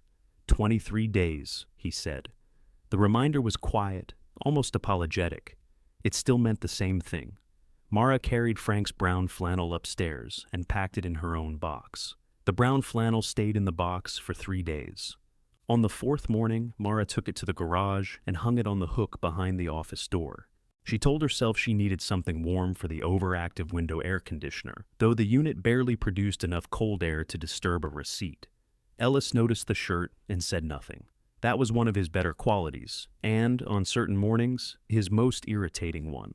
The appointment calendar had become too full for improvisation. Mara began printing the next day's schedule and taping one copy beside the red toolbox. Another went into her back pocket. Ellis found it there while she was bent beneath Ruth Ames's dashboard. "You made fun of Frank for doing that," he said. "I made fun of him for printing 3 copies. How many did you print?" 2. He looked toward the office printer. "Mind your own bay." The garage settled into a rhythm neither of them trusted yet. Ellis arrived first on Wednesdays because Mara picked up parts. Mara stayed late Thursdays to close Dale's fleet inspections. They reserved the first half hour each morning for vehicles people depended on for work, a rule they created after a home care nurse named Grace Holloway called, with a grinding sound in her front brakes. Mara remembered Grace's voice before she remembered her face. Years earlier, Grace had arrived 10 minutes before closing in, pale blue scrubs, near tears, because another shop said they could not look at her car until Monday. Frank refused 3 times. Mara put the car on the lift herself and found one brake pad worn to metal. Frank complained through the entire repair, then charged Grace for parts and told her she owed Mara dinner. Grace returned now with silver in her hair and the same exhausted crease between her eyebrows. "I heard Frank's granddaughter was running the place," she said. Mara pointed toward the first bay. "That would be me." "I know." Grace said it with enough certainty to stop Mara. "You explained my brakes to me," she continued. "You drew a terrible picture on the back of a pizza menu. It wasn't terrible. I thought the caliper was a potato. I was working with limited space. Frank told me you'd drawn it wrong. Then he kept the menu on his toolbox for 6 months. Mara looked toward the toolbox. She did not remember that part. Grace handed her the keys. "I came because I figured you'd tell me if it could wait." It could not. The left rear caliper had seized, ruining the pad and heating the rotor. Mara showed Grace the damage, gave her the estimate, and helped arrange the work around her evening shift. After Grace left in a borrowed car, Ellis stood beside the lift. "She didn't come for Frank," he said. "She came because she remembered getting a cheap brake job. She asked for you." Mara lowered the lift. "Hand me the 19. You have the 19. She looked down. The socket was in her hand. Ellis turned away before smiling. By the end of that week, their emergency slots were filled before the regular schedule. Mara started saying no to work they could not finish safely. Every refusal felt like pushing money out the door, but fewer vehicles spent nights disassembled in the bays. The system made the garage busier without making it chaotic. It did not make it rich. Parts took most of what customers paid. Insurance took its portion automatically. Taxes sat in a separate envelope Mara labeled, "Do not touch," as if ink could build a fence around money. Ellis received his share every Friday. Mara paid herself only enough for food, gasoline, and another stack of moving boxes. She visited an apartment above a laundromat. The bedroom window faced a brick wall, and the kitchen faucet produced water the color of weak tea for several seconds before clearing. The landlord wanted first month, last month, and a deposit. Mara calculated how many brake jobs that represented and left, without filling out the application. Lenora found out by evening. "You could rent my back room," she said, while Mara checked the Buick's oil. "I don't want to rent your back room. You haven't seen it. You keep exercise equipment there. I will move the bicycle." "Where?" "The living room. You'll complain about it. I complain for free." Mara shut the hood. I have 3 weeks. You had 3 weeks several days ago. Do you keep my move-out date on your calendar? No, Nolan does, and Nolan tells the pharmacist everything. I need to start using a different pharmacy. Lenora leaned against the Buick. The room has its own bathroom. The one with the stain on the ceiling, it isn't growing. That is not the standard for ceilings. $400 a month. That's too low. $500. Now you're offended. I'm negotiating. Mara refused again, less firmly. Brett arrived the following afternoon in his work truck. He parked beyond Nolan's single-tenant space, which now had a corrected sign specifying its hours in lettering Nolan considered unattractive. Brett read the sign. You charged him for gravel? He wanted value. I'm proud of you. You should be. It's his money. Brett wandered into the rear bay while Mara finished an estimate. Ellis was aligning Dale's newer van. 2 customers waited in the office, one reading an ancient hunting magazine, and the other trying to understand why the vending machine still listed a brand of chips discontinued in 2015. When Mara found Brett, he was standing beside the portable compressor Frank used for roadside repairs. It was smaller than the main unit, but large enough to require 2 hands and a willingness to damage your back. I need to borrow this, Brett said. No, you didn't ask why. Will the reason change the noun borrow? I've got trim work at a property without power. Use a battery nailer. Mine died, rent one. I'm asking my sister. And your sister said no. Brett looked around the bay. You're not using it. It's the backup. For what? The compressor you called a fire hazard. The big one's running. It's also older than you. Everything Frank owned was older than me. Mara glanced toward the waiting customers. I need to work. I'll bring it back tomorrow. No. Why are you being like this? Like what? Like, I'm asking for your kidney. You're asking after I answered. Brett put both hands on his hips. White paint marked one knee of his jeans. He looked tired beneath the tan, the skin around his eyes drawn tight. It was Grandpa's, he said. It was included in the garage inventory. He bought it for jobs at the rentals. He bought it through the garage. I carried it to half those houses. And now, you own those houses. That doesn't make every tool you touched yours. His mouth opened, then shut. Mara regretted the sentence, but not enough to take it back. Brett looked through the interior window toward the office. Business looks good. Business looks busy. Same thing. No. He rubbed a hand over the compressor's handle. I have to finish this job today. The customer's already 2 weeks behind paying me, and he won't release another draw until the trim's done. That sounds like his emergency. Funny how that works when it's Dale's van. Dale paid. Brett flinched. Mara lowered her voice. I can't lend out shop equipment right now. If the main compressor fails, I lose both bays. I said tomorrow. No. Brett walked out without saying goodbye. Ellis watched him cross the lot. That go well? Perfectly. Good. I hate family tension. Do you? No. Pike told me to ask more personal questions. Pike needs another hobby. Still dead. The main compressor overheated the next morning. It happened at 10, with Grace's car on the first lift, and a landscaping truck waiting for a tire repair. The motor shut down and refused to restart. Ellis removed the pressure switch cover while Mara checked the breaker. Switch is fine, he said. Motor's hot. Bearings? Maybe. We need to let it cool. Mara went to the rear bay. The portable compressor was gone. For several seconds her mind tried to place it elsewhere. Frank occasionally moved equipment with no memory of doing so, and the habit had trained everyone to distrust empty spaces. Then she saw the drag marks in the dust. Her phone showed a message from Brett, sent at 6:38 that morning. I'll have it back by lunch. Don't turn this into a thing. Mara called him. He answered with a nail gun firing in the background. I'm working. You took it. I told you I'd bring it back. I told you no. I heard you. The plainness of that answer made her grip the phone harder. Bring it now. I'm 40 minutes away. Then leave now. I have 2 rooms left. I have 2 bays stopped. You have hand tools. And a customer's truck with a tire off. Brett lowered his voice. The compressor was Grandpa's. The houses were Grandpa's. There it is. What? You think because we got the houses, we don't get to feel anything about the shop? You laughed when I got it. I laughed at the dollar. You called it a terrible decision. It was a terrible decision. You're just making it work. Mara turned away from the office so the waiting customers would not see her face. Bring it back. You got the place he cared about, Brett said. Nolan got the house he slept in. I got 2 buildings he complained about and called me to repair for free. You got income. I got foundations, furnaces, and tenants who think I personally invented rent. You wanted them.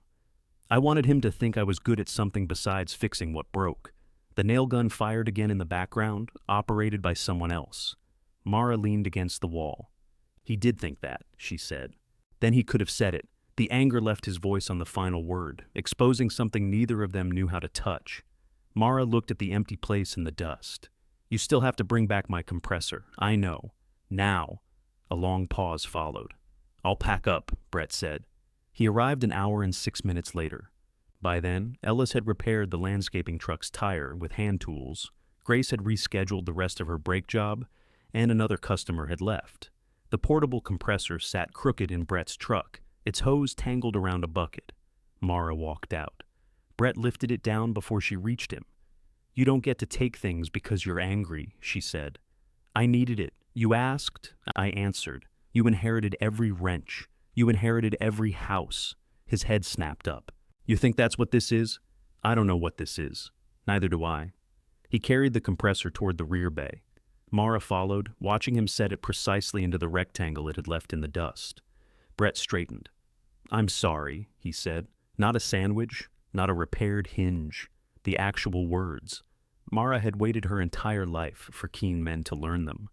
They did not feel as satisfying as she had expected. Don't do it again, she said. Brett nodded. Then he looked toward the stalled main compressor. You want me to take a look at the motor? Mara almost laughed. Yes, she said. But this time, ask the owner. Brett removed the compressor's belt guard while Ellis held a work light. Motor mounts loose, Brett said. That explains vibration, Ellis replied. Not overheating. I'm developing a relationship with the machine. It doesn't like you. Machines like me.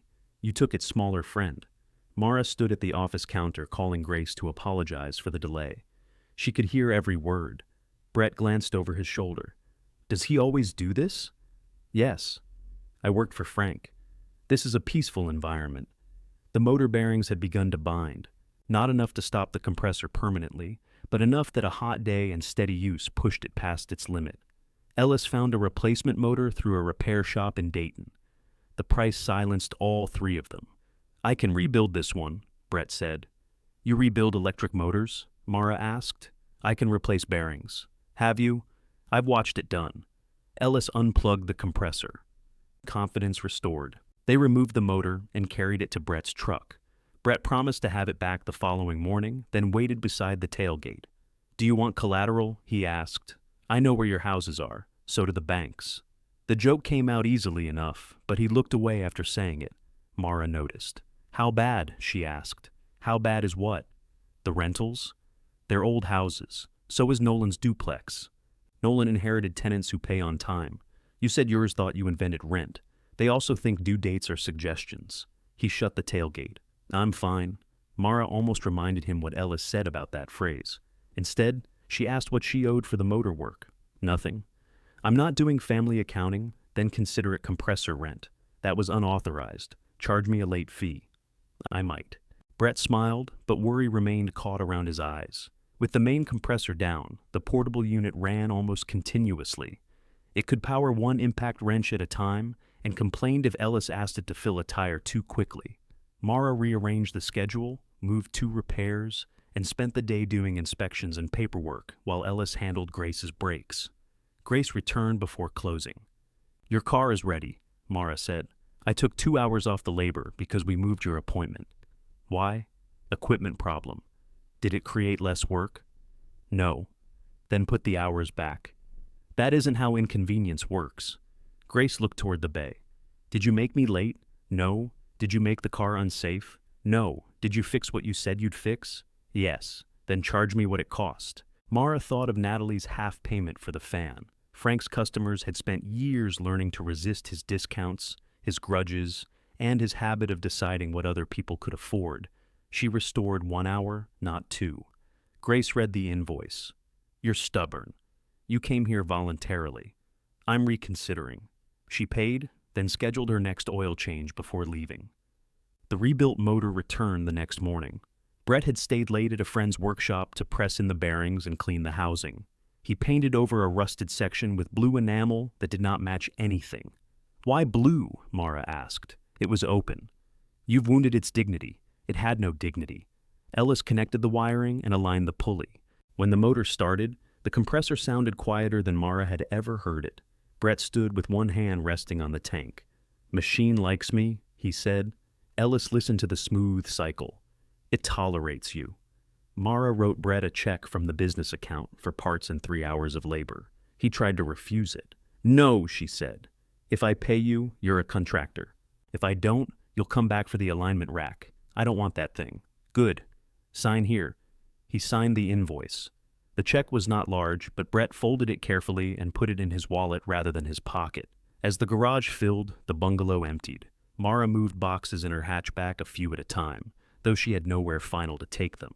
She stacked some in the garage's rear office, beside old tax files and a metal cabinet that smelled faintly of mildew. Others stayed in her car, blocking the rear window. She told Lenora she was considering the room. Lenora raised the rent to $525. You said $500. You rejected $500.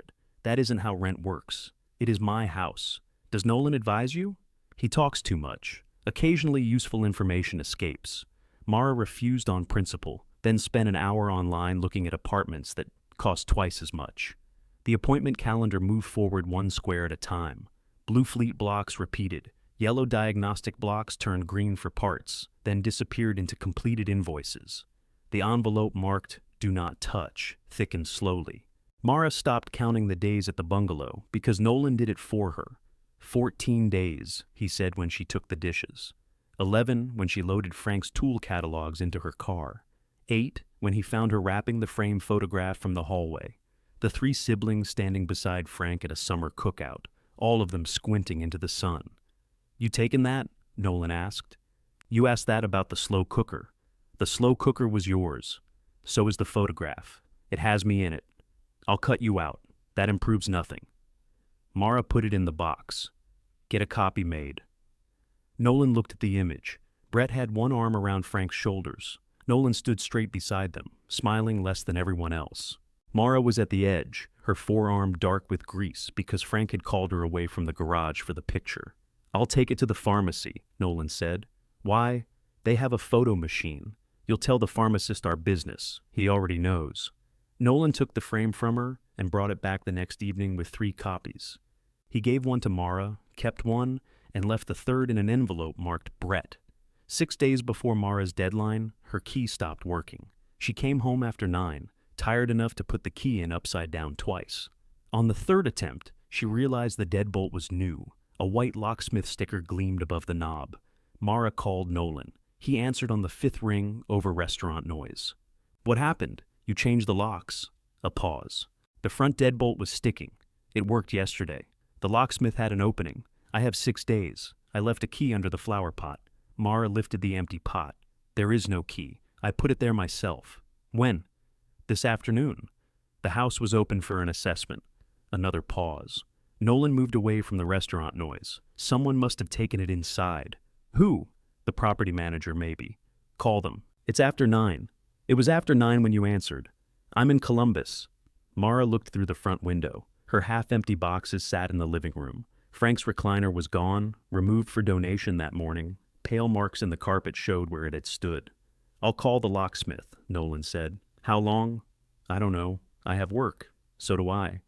The words came out sharper than he intended. Mara could hear him inhale to repair them. She hung up. At the garage, the office chairs had metal arms that prevented lying across them. Mara pushed them together anyway, and discovered the arms were more committed than she was. She spread Frank's brown flannel over her as a blanket and slept on the floor beneath the counter. At 5:30, the bakery delivery van arrived for its scheduled inspection. Roy knocked on the glass until Mara woke. She sat up too quickly and struck her head on the underside of the counter. Roy peered through the window. You all right? Mara unlocked the door with Frank's shirt buttoned over yesterday's clothes. Fine. You got a bed under there? It's being serviced. Ellis arrived 15 minutes later and noticed the toothbrush beside the utility sink. He did not ask. At lunch, he left and returned with a folding camp cot from his pickup. What is that? Mara said. Diagnostic equipment. For what? Your back. I'm not sleeping here again. Good. We'll store it. She slept on it that night. Nolan sent 3 messages saying he had a new key. Mara did not answer. He brought it to the garage the next morning, placed it on the counter, and looked at the folded cot in the rear office. You slept here? I worked late. You slept here. You changed the lock. I left a key. You left it for somebody. I didn't know it was gone. You knew I wasn't inside. Nolan's face tightened. Take the key. Mara kept writing an estimate. You still have 4 days, he said. How generous. I made a mistake. You made an appointment. The mistake was leaving me out of it. He pushed the key closer. I'm sorry. There it was again. Another keen man learning the words after the damage had already become furniture. Mara took the key because refusing shelter to prove a point was a luxury she could no longer afford. She slept at the garage a 3rd night anyway. By then, her clothes were there. The morning schedule began at 6, and going back to the bungalow felt like entering a house that had already exhaled her. On the 3rd morning, Lenora arrived before Ellis. She carried no pastry box. Her gaze moved from the cot to the toothbrush, then to Frank's flannel hanging over the office chair. Get your things, she said. I'm working. You smell like motor oil and stubbornness. That's the business model. The room is 500. You said 525.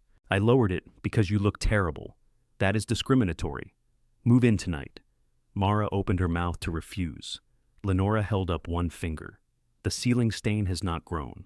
I marked it. With what? Your move-in date. Mara looked around the office. The register? The colored calendar? Frank's stool? It was a workplace becoming alive again, which meant it could not also be the place she hid when the work ended. 500, she said. Written agreement. I pay on the 1st. Lenora extended her hand. Mara shook it. Then Lenora looked up at the closed sign. You planning to do something about that? Not today. Good, Lenora said. I'd hate for people to find out you're here. Lenora's back room contained a brass bed, a walnut dresser, and an exercise bicycle wearing enough clothes to qualify as a second tenant. You said you'd move that, Mara said. I said I would move the bicycle. It's still here. Those are my winter sweaters. The bicycle may be underneath. The ceiling stain had been circled in blue marker with the date written beside it. Lenora had also added 2 arrows and the words, not growing. Mara set her boxes against the wall. Very reassuring. I believe in documentation. You cut the restrictions off an expired coupon. That was advocacy. The bathroom pipes groaned whenever Mara turned on the shower, and the room smelled damp after rain. It was also clean, private, and 5 minutes from the garage. Lenora gave Mara a shelf in the refrigerator, then filled it with food she claimed she did not like. They developed rules. Mara would not repair the Buick for free. Lenora would not enter the back room without knocking. Mara would pay rent on the 1st. Lenora would not report Mara's meals to Ellis. Lenora broke the 4th rule before breakfast. At the garage, customers continued arriving despite the sign. August heat brought air conditioning failures. The first cool night brought weak batteries. Mara learned to leave space in the calendar because every carefully planned day eventually produced a vehicle on a tow truck and an owner saying, "It just started doing that." The recurring fleet work changed more than the money. Dale's vans appeared on predictable Thursdays. Cornerstone Bakery's delivery vehicles came before sunrise on alternating Mondays. Oil, filters, belts, and common brake parts could be ordered before anyone needed them. Ellis spent less time waiting. Mara stopped buying everything at retail. Russ extended a small parts account after she paid on delivery for 6 straight weeks. I'm not clearing Frank's balance, he told her. This is a new account. It has my name on it? Your name and a limit low enough to insult you. I appreciate both. She paid the first statement 3 days early. The envelope marked, "Do not touch," accumulated enough for the property taxes. Mara carried the payment to the county office herself, then sat in her hatchback afterward, staring at the stamped receipt. Nothing dramatic happened. No music played. The garage did not become more attractive. It simply belonged to her without one more thread attached. She brought donuts back for Ellis. What are these for? He asked. Tax celebration. You paid taxes and celebrated by spending money? They were discounted. Frank would be proud. Take one before I fire you. By autumn, Ellis no longer worked for a percentage scribbled into Mara's notebook. The garage could support a regular wage, modest, but dependable. He made Mara add payroll taxes and paid leave before agreeing. You negotiated against yourself, she said. I negotiated for whoever you hire next. I'm not hiring anyone next. The phone rang behind them. Both bays were occupied. 3 customers waited, and Roy stood outside trying to explain that the bakery van's new noise occurred only while turning left uphill with half a load of rye bread. Ellis looked at Mara. "Not yet," she said. Nolan's parking payment arrived on the first of every month. The single duplex space remained empty during business hours until a gray luxury sedan appeared there one Tuesday at 10. The driver entered holding his keys between 2 fingers. "Nolan Keynes sent me," he said. Mara looked through the window. "For an appointment?" "He said you'd take care of me." "What does the car need?" "Brakes, I think." "There's vibration." Mara checked the calendar. There was no room until Friday. "I can inspect it this afternoon if you leave it," she said. "Repairs depend on what we find." The man frowned. Nolan said, "Family rate." Ellis stopped moving in the first bay. "What is family rate?" Mara asked. "He said you'd know." "I do. It means somebody assumes I'll work for less without asking." The man shifted, embarrassed. "I'm only telling you what he said. I know. That isn't your fault." She gave him the diagnostic rate and a realistic time. He accepted both, though his expression suggested he planned to call Nolan before surrendering the keys.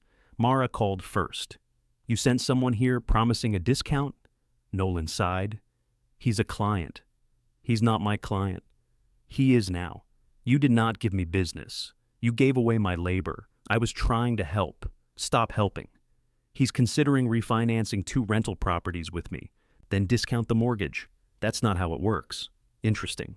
Nolan arrived before lunch. He found Mara at the computer and Ellis beneath the luxury sedan. The office contained 3 waiting customers, all of whom became intensely interested in their phones when Nolan entered. "Outside," he said, "my office." "Mara." She followed him to the gravel. The rusted pole sign cast a narrow shadow between them. Most of the H in honest had disappeared. "You embarrass me in front of a client," Nolan said. "You sent him without an appointment. I told him you'd take care of him. I am." "At the posted rate. You could have discounted 10%. You could have paid 10%. This is what I mean about you not understanding business." Mara laughed. "You own 4 houses and rent 1 parking space from me. 3 houses. The bungalow isn't producing yet. You chose to renovate it. It needed updating. It needed a tenant. It needed value." The argument shifted beneath them. Nolan's duplex roof had required unexpected repairs. The bungalow sat empty while he replaced floors Frank had refinished by hand. Nolan was spending money to make the houses look like assets he understood. Mara looked toward the garage. It looked almost exactly as it had when she paid $1, except for Brett's mismatched blue motor and the steady movement inside. "You thought this place had no value," she said. "It didn't. You created some." The admission surprised her. Then Nolan added, "That doesn't mean you know what to do with it." There he was. "What should I do?" "You need capital, better equipment, someone managing scheduling and customer acquisition while you focus on repairs." "Someone like you?" "I know how to grow a business. You know how to mortgage one. I know you can't work 12-hour days forever." "That's true. You're good with people. They trust you. Ellis is good in the bays. And you?" "I could structure it." He said the word as if the colored calendar, fleet agreements, new parts account, tax receipt, and wages had assembled themselves while Mara slept beneath the counter. "You want part of the garage. I want to help you stop treating it like a rescue project. It isn't. Half these people came back because Grandpa died. They came because their cars need work. They like the grieving granddaughter story." Mara's face went hot. Nolan saw the wound and kept going because stopping would mean admitting he had aimed. Sympathy fades, sentiment fades. You need something that survives when people stop feeling sorry for you. Mara looked past him. Grace was speaking with Evelyn in the office. Dale's older van waited near the fence. The luxury sedan sat on the lift, brought by a man who had never known Frank. "We have maintenance agreements," Mara said. "Recurring appointments, emergency slots, supplier terms. You have a full calendar. That's not the same as a durable business. No, it's 7 full calendars in a row." Nolan's jaw tightened. Mara went inside. She did not discount his client's repair. Winter made every problem louder. The furnace failed during the first hard freeze. Mara and Ellis worked in coats for 2 days, while Brett replaced the igniter and cleaned years of soot from the burner. The bill consumed most of that month's profit. Salt ate brake lines. Cold killed batteries. Customers arrived angry at their vehicles and frightened by the cost.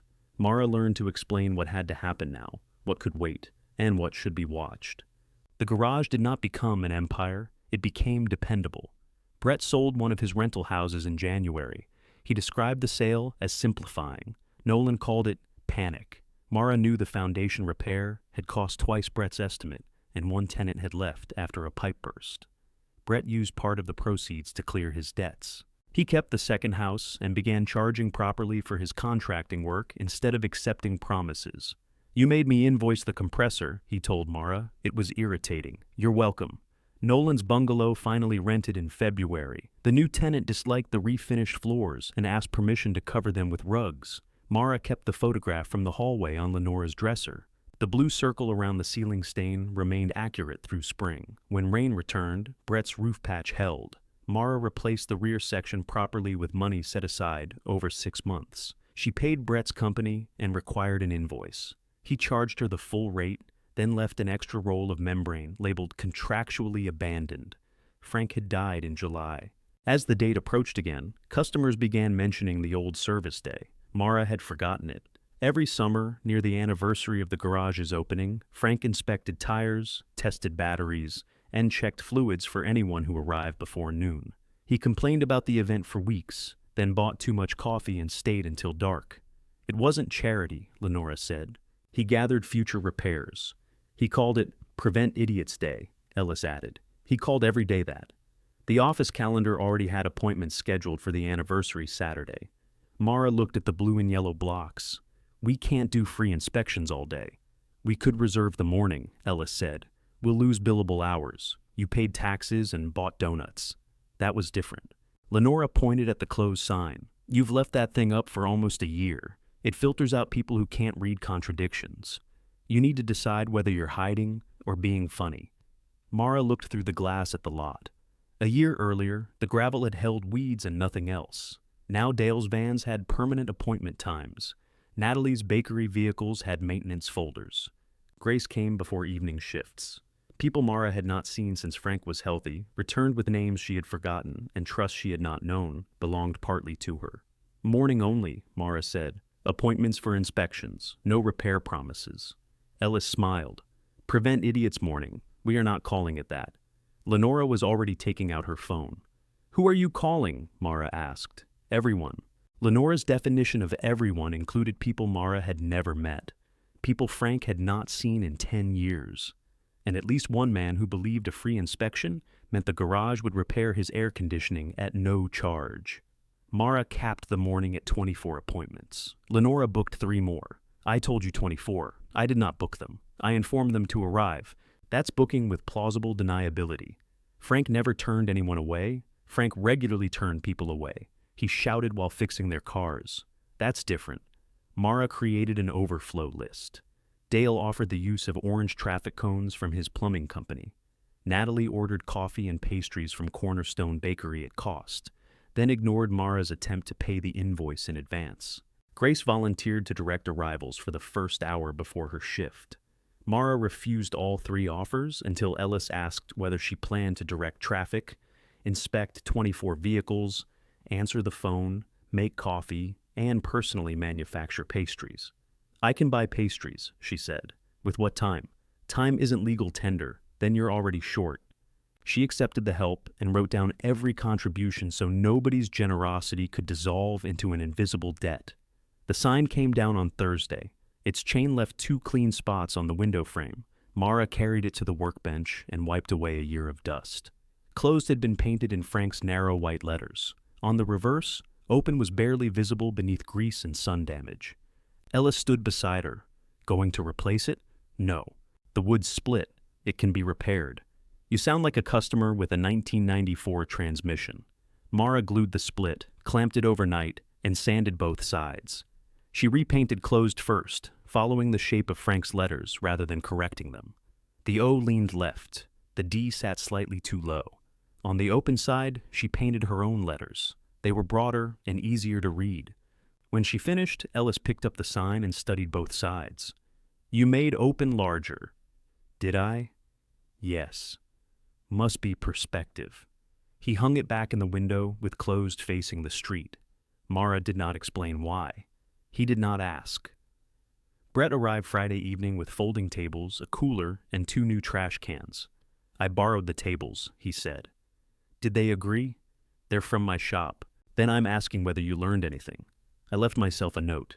He set the tables beneath the overhang and inspected the roof drain without being told. The patch had survived every storm, but he still checked the seam with his thumb. You nervous? He asked. No. You repainted a sign that says you're closed. It has another side. I know. I've been waiting 11 months. Mara handed him a roll of tape. Mark the inspection lanes. Brett unrolled a strip across the gravel. Nolan, coming. I didn't invite him. You invited Lenora. Same effect. Did he say something? He asked what time. Mara looked toward the street. Then he knows. Brett pressed the tape down with his boot. He sold the duplex. She turned. What? Closing next month. He never said. He told me yesterday. Why? Roof, vacancy, market, 12 other words he uses when he doesn't want to say money. Nolan had owned the duplex less than a year. He had raised 1 rent, lost a tenant, repaired the roof, and spent weeks arguing that the property's value would rise once the garage looked active again. What about the parking agreement? Mara asked. New owner wants it, probably. That isn't what I asked. Brett straightened. You want me to tell you if Nolan's okay? I want him to tell me. Then you may be waiting. Mara looked at the close sign. Did he lose money? I don't know. He won't tell me numbers. That means yes. Or he made $3 and wants us to assume it was strategic. That sounded more like Nolan. Brett carried the trash cans to the tables. He's got an offer for you. What kind? Didn't say. I'm not selling. Maybe tell him before he prints something. I'm not signing anything.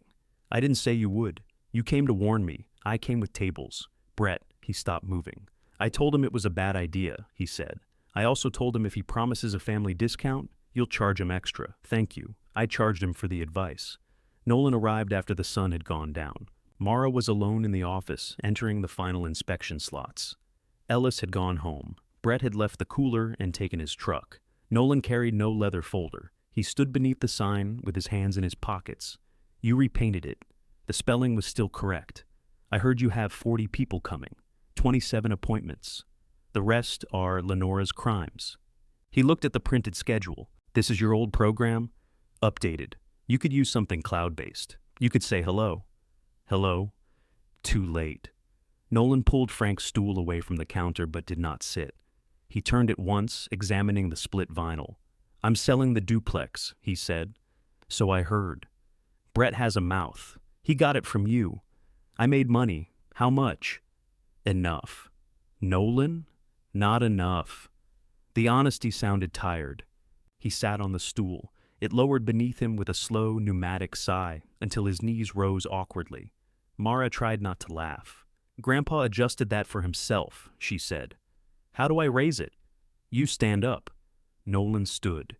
The stool remained low. Now pull the lever. He did. The stool shot upward and struck the counter. Mara laughed. Nolan looked offended, then laughed too. He adjusted it to a reasonable height and sat again. I thought the houses were safe, he said. They're buildings. I know that now. You sold one. You still have the bungalow, and the duplex until closing, and your job. This isn't a collapse. I didn't say it was. You looked like you might. Mara saved the calendar and turned toward him. What's the offer? Nolan rubbed his palms together once. I could pay the remaining supply balance and fund a second alignment setup, office renovation, online booking, advertising, in exchange for 30%. No, you didn't ask the amount. You listed it. That's startup capital. There'd also be a salary for administrative work. Your salary? At first. You want me to pay you to own part of my garage? I'd be bringing money and expertise. You told me sympathy was our business plan. I was wrong about some of it. Which part? The customers are loyal. To Grandpa? To the place. Mara waited. Nolan looked toward the bays. To you. The admission should have pleased her. Instead, it made her sad that he had needed 12 months of full calendars to believe something Grace remembered from a pizza menu. I don't need an alignment setup, Mara said. The one we have works. It's old. So are the customers. You know what I mean. I don't need advertising. We turn away work every week, then expand. Why? Nolan stared. Mara leaned against the counter. I pay Ellis. I pay suppliers. I paid the taxes and roof. We have emergency appointments and fleet schedules. People can get their cars back when I say they will. What problem does 30% solve? It gives you room. For what? More. The word hung between them, shiny and empty. Nolan looked down at his hands. I thought more was the point. I know. He nodded once. The next morning, Mara arrived at 5:45. 3 vehicles were already waiting. Lenora sat in the Buick with the seat reclined, sleeping behind sunglasses. Dale's 2 plumbing vans stood along the fence. Cornerstone's delivery van idled near the street, while Roy unloaded insulated coffee dispensers with the grim expression of a man personally responsible for caffeine. By 6:15, the lot was full. The old customers came first. Evelyn brought the expired coupon mounted in a small picture frame. Ruth arrived with tomatoes and became offended when nobody criticized their softness. Leonard carried 3 label boxes for any parts removed from his car, though he had scheduled only a battery test. Grace wore her scrubs and an orange safety vest borrowed from Dale. She directed cars with 2 sharp movements and the authority of someone accustomed to people making bad choices under stress. Newer customers filled the spaces between them, the florist's van, Natalie's red sedan. The landscaping truck repaired the day Brett took the compressor. Nolan's former client in the gray luxury car, paying the regular inspection fee. Mara stood in the first bay holding a clipboard. For one dizzy moment, every voice overlapped. Frank's name moved through conversations in different tones, fond, irritated, amused, unfinished. Then Ellis opened the first inspection lane. The work became work. They tested batteries, measured tire tread, checked fluids, scanned warning lights, and wrote estimates for repairs that would happen later. No one was promised what the shop could not deliver. Dangerous problems moved to red blocks. Maintenance went blue. Diagnoses went yellow. Brett arrived at 7 carrying ice. He joined Dale at the tire pressure station after signing one of Mara's liability forms. You made your brother sign? Lenora asked. He's a contractor. He painted your motor blue. Exactly. At 8:30, a familiar SUV stopped in the street. Nolan waited for an opening, then pulled into the one parking space he used to rent from Mara. His front brakes made a rough grinding sound loud enough for Ellis to look up. Nolan shut off the engine and sat behind the wheel a moment. Then he climbed out carrying his keys. I have a warning light, he said. How long? Mara asked. Since February. She stared at him. It was a busy spring. Behind him, the garage lot was crowded with people he once believed had returned out of pity. Nolan held out the keys. No offer, he said. No structure. Tell me what it needs. Mara took them. The keys were warm from Nolan's hand. Mara attached a red inspection tag and wrote his name in the first blank. You'll have to wait. I didn't make an appointment. That has consequences. Fair. The answer was so unlike him that she looked up. Nolan nodded toward the office. Can I get coffee? If Lenora hasn't declared it historic and preserved the last cup. Inside, Evelyn had placed her framed coupon beside the register like a religious object. Ruth was cutting tomatoes with a plastic knife. Leonard had begun labeling empty boxes for parts no one had removed. Nolan entered carefully, as if the waiting room belonged to a culture whose rules he did not know. Mara drove his SUV onto the lift. The front brake pads were worn nearly to their backing plates. The right rotor was deeply scored, and the caliper on that side did not release cleanly. One front tire had worn along the inner edge. The warning light came from an overdue service reminder, but the grinding had a simpler explanation. Nolan had continued driving after the wear indicator began scraping. Ellis shone a light across the rotor. Since February? He asked. That's what he said. He thought the sound would negotiate. He does. They lowered the SUV enough to show Nolan. He stood beneath the raised bay door while Mara explained the caliper, pads, rotors, and tire. Nolan listened without interrupting. He did not look embarrassed until she showed him the thin remains of the inner pad. Can I drive it home? He asked. No. What if I'm careful? No. I live 6 minutes away. You could live 6 feet away. Brett, checking lights in the next inspection lane, called over. She said no. Nolan turned.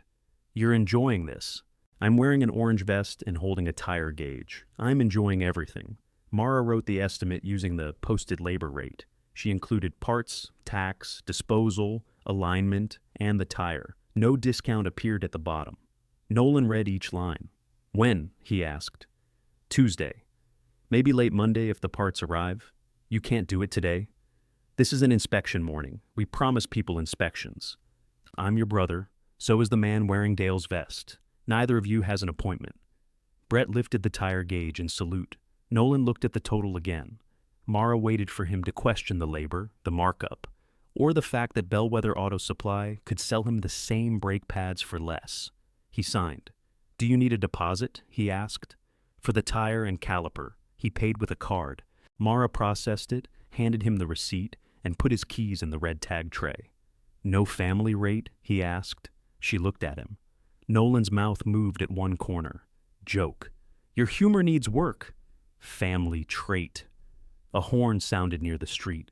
Grace pointed a station wagon toward the overflow lane. Dale moved a cone. Roy emerged from behind the bakery van, carrying another coffee dispenser, and announcing that the first was empty because people had used cups larger than regulation. There was no regulation. By 9, Mara had inspected 11 vehicles. She found 2 batteries likely to fail before winter, 1 cracked serpentine belt, 3 filters that could wait, and a brake hose that could not. She refused to let the hose's owner drive away. He objected until Grace, still wearing the safety vest, asked whether he preferred an inconvenient morning or an exciting funeral. He accepted a ride from Dale. Not every customer came with a problem. George Larkin's pickup needed nothing beyond air and 1 tire. Evelyn's sedan remained healthy, despite her coupon.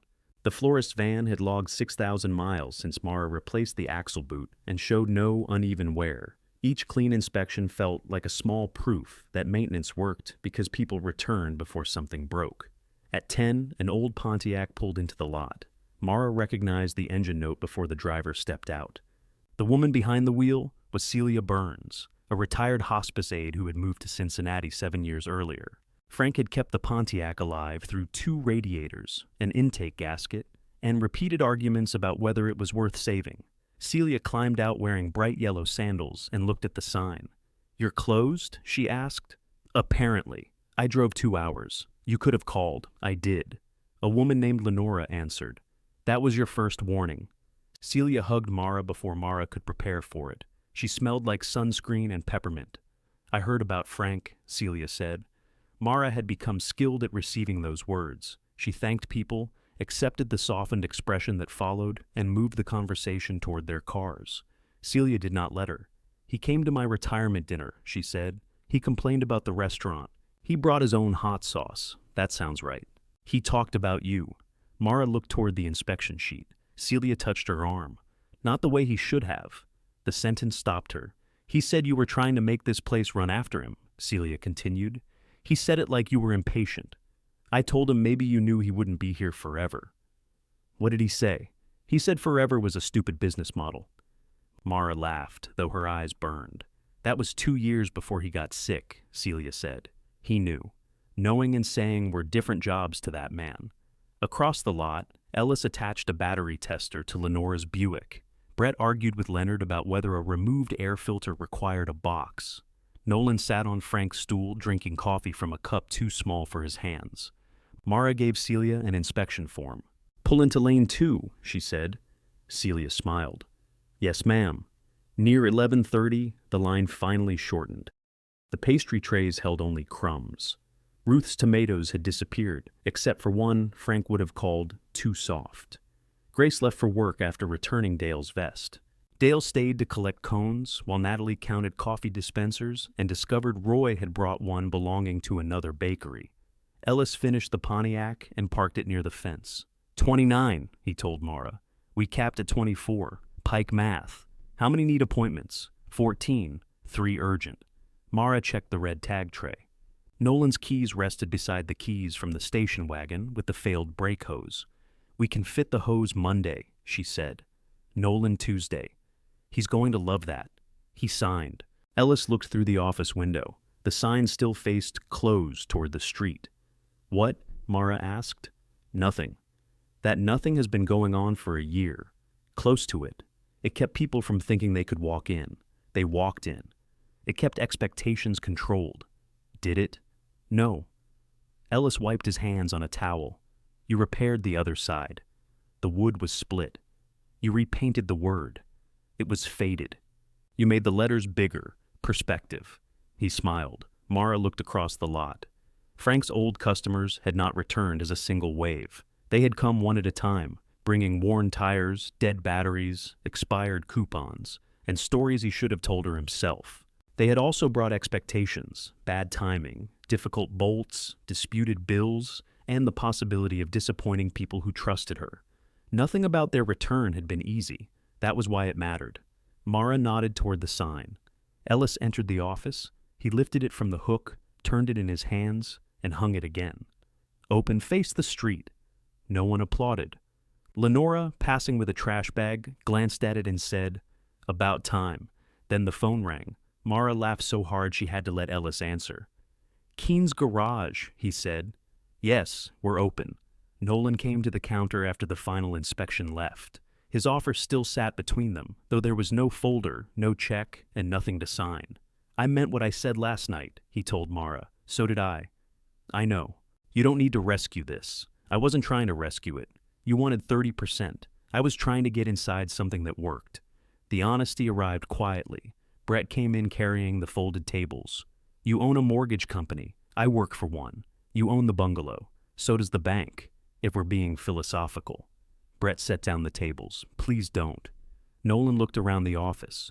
Frank's stool, Evelyn's framed coupon, the printed calendar, the red and blue key tags. "He left you the place everybody came back to," he said. "He left me a roof with a coffee can in it. Both can be true." Mara leaned against the counter. Nolan had taken the bungalow and duplex as proof that Frank considered him dependable. Brett had taken the rentals as proof that Frank finally saw him as more than free labor.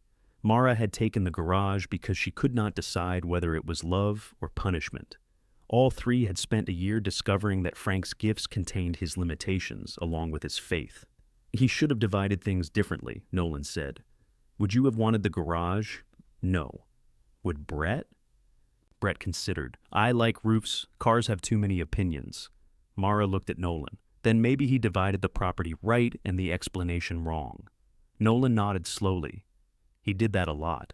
He trusted you with houses because houses looked like success to him," Mara said. "He trusted Brett with buildings that needed work. He trusted me with this because he knew I'd keep doing the part he couldn't finish." "That sounds like love." It was. The word hurt less than it once had. "It was also cowardly," she added. Brett leaned against the doorframe. "That sounds like Grandpa." Nolan took out his wallet. "I can pay the full break balance now, after the repair. You don't trust me?" "I trust my system." He put the wallet away. Brett looked at the open sign. "Are we having a family moment?" "No," Mara and Nolan said together. "Good. I need to return these tables." "Borrowed?" Mara asked. Brett sighed. "Authorized." They cleaned the lot together. Nolan swept gravel from the office threshold without trying to redesign it.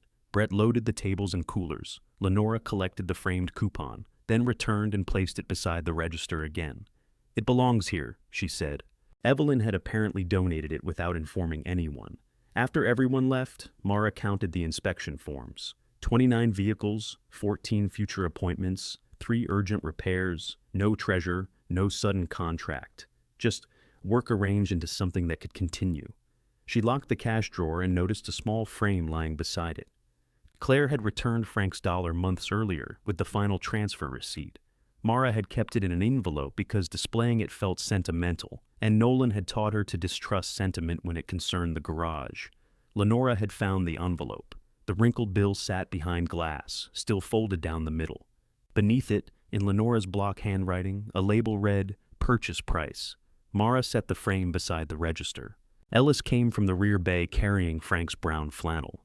"You left this on the hook," he said. "It lives there. It smells like shop. It always did." He hung it behind the office door. 7:15 Monday? He asked. 6:45, bakery inspection. He groaned. "You agreed to recurring schedules. I didn't agree to morning. You negotiated paid leave. I was protecting future employees." Within 3 months, there was one. Marisol Vega had worked the service counter at Parson Tire before it closed. She knew parts, disliked vague estimates, and could put Lenora on hold without starting a town feud. With Marisol managing calls and ordering, Mara and Ellis stopped leaving the bays every time the phone rang. Mara paid herself regularly. She also moved from Lenora's damp back room into a small apartment above a hardware store. Lenora raised no objection until Mara removed the last box, then complained that the exercise bicycle looked lonely. Brett kept his remaining rental house and stopped doing unpaid work for men who promised the next check would be larger. Nolan sold the duplex, rented the bungalow, and never again promised anyone a family rate. When his SUV was finished, he paid the posted total and brought coffee the following morning without suggesting it counted toward the bill. The garage remained old. The alignment rack still needed its left connector cleaned twice a year. Brett's blue compressor motor offended Ellis on aesthetic grounds. The roof held, the calendar filled. Fleet vans arrived on their assigned mornings, and emergency slots remained open for people whose income depended on getting home. One evening, Mara stood behind the counter after Marisol and Ellis had left. The dollar frame caught the last sunlight through the window. Beside it lay tomorrow's printed schedule, one copy for the toolbox and one for Mara's back pocket. She switched off the office light. At the window, she lifted the sign and turned open toward herself. Closed faced the street. For the first time, the word did not look like grief, failure, or a door someone else had shut. It meant the work was finished for today. Mara locked the front office, tested the handle, and left the keys in her own hand. Tomorrow, people would return.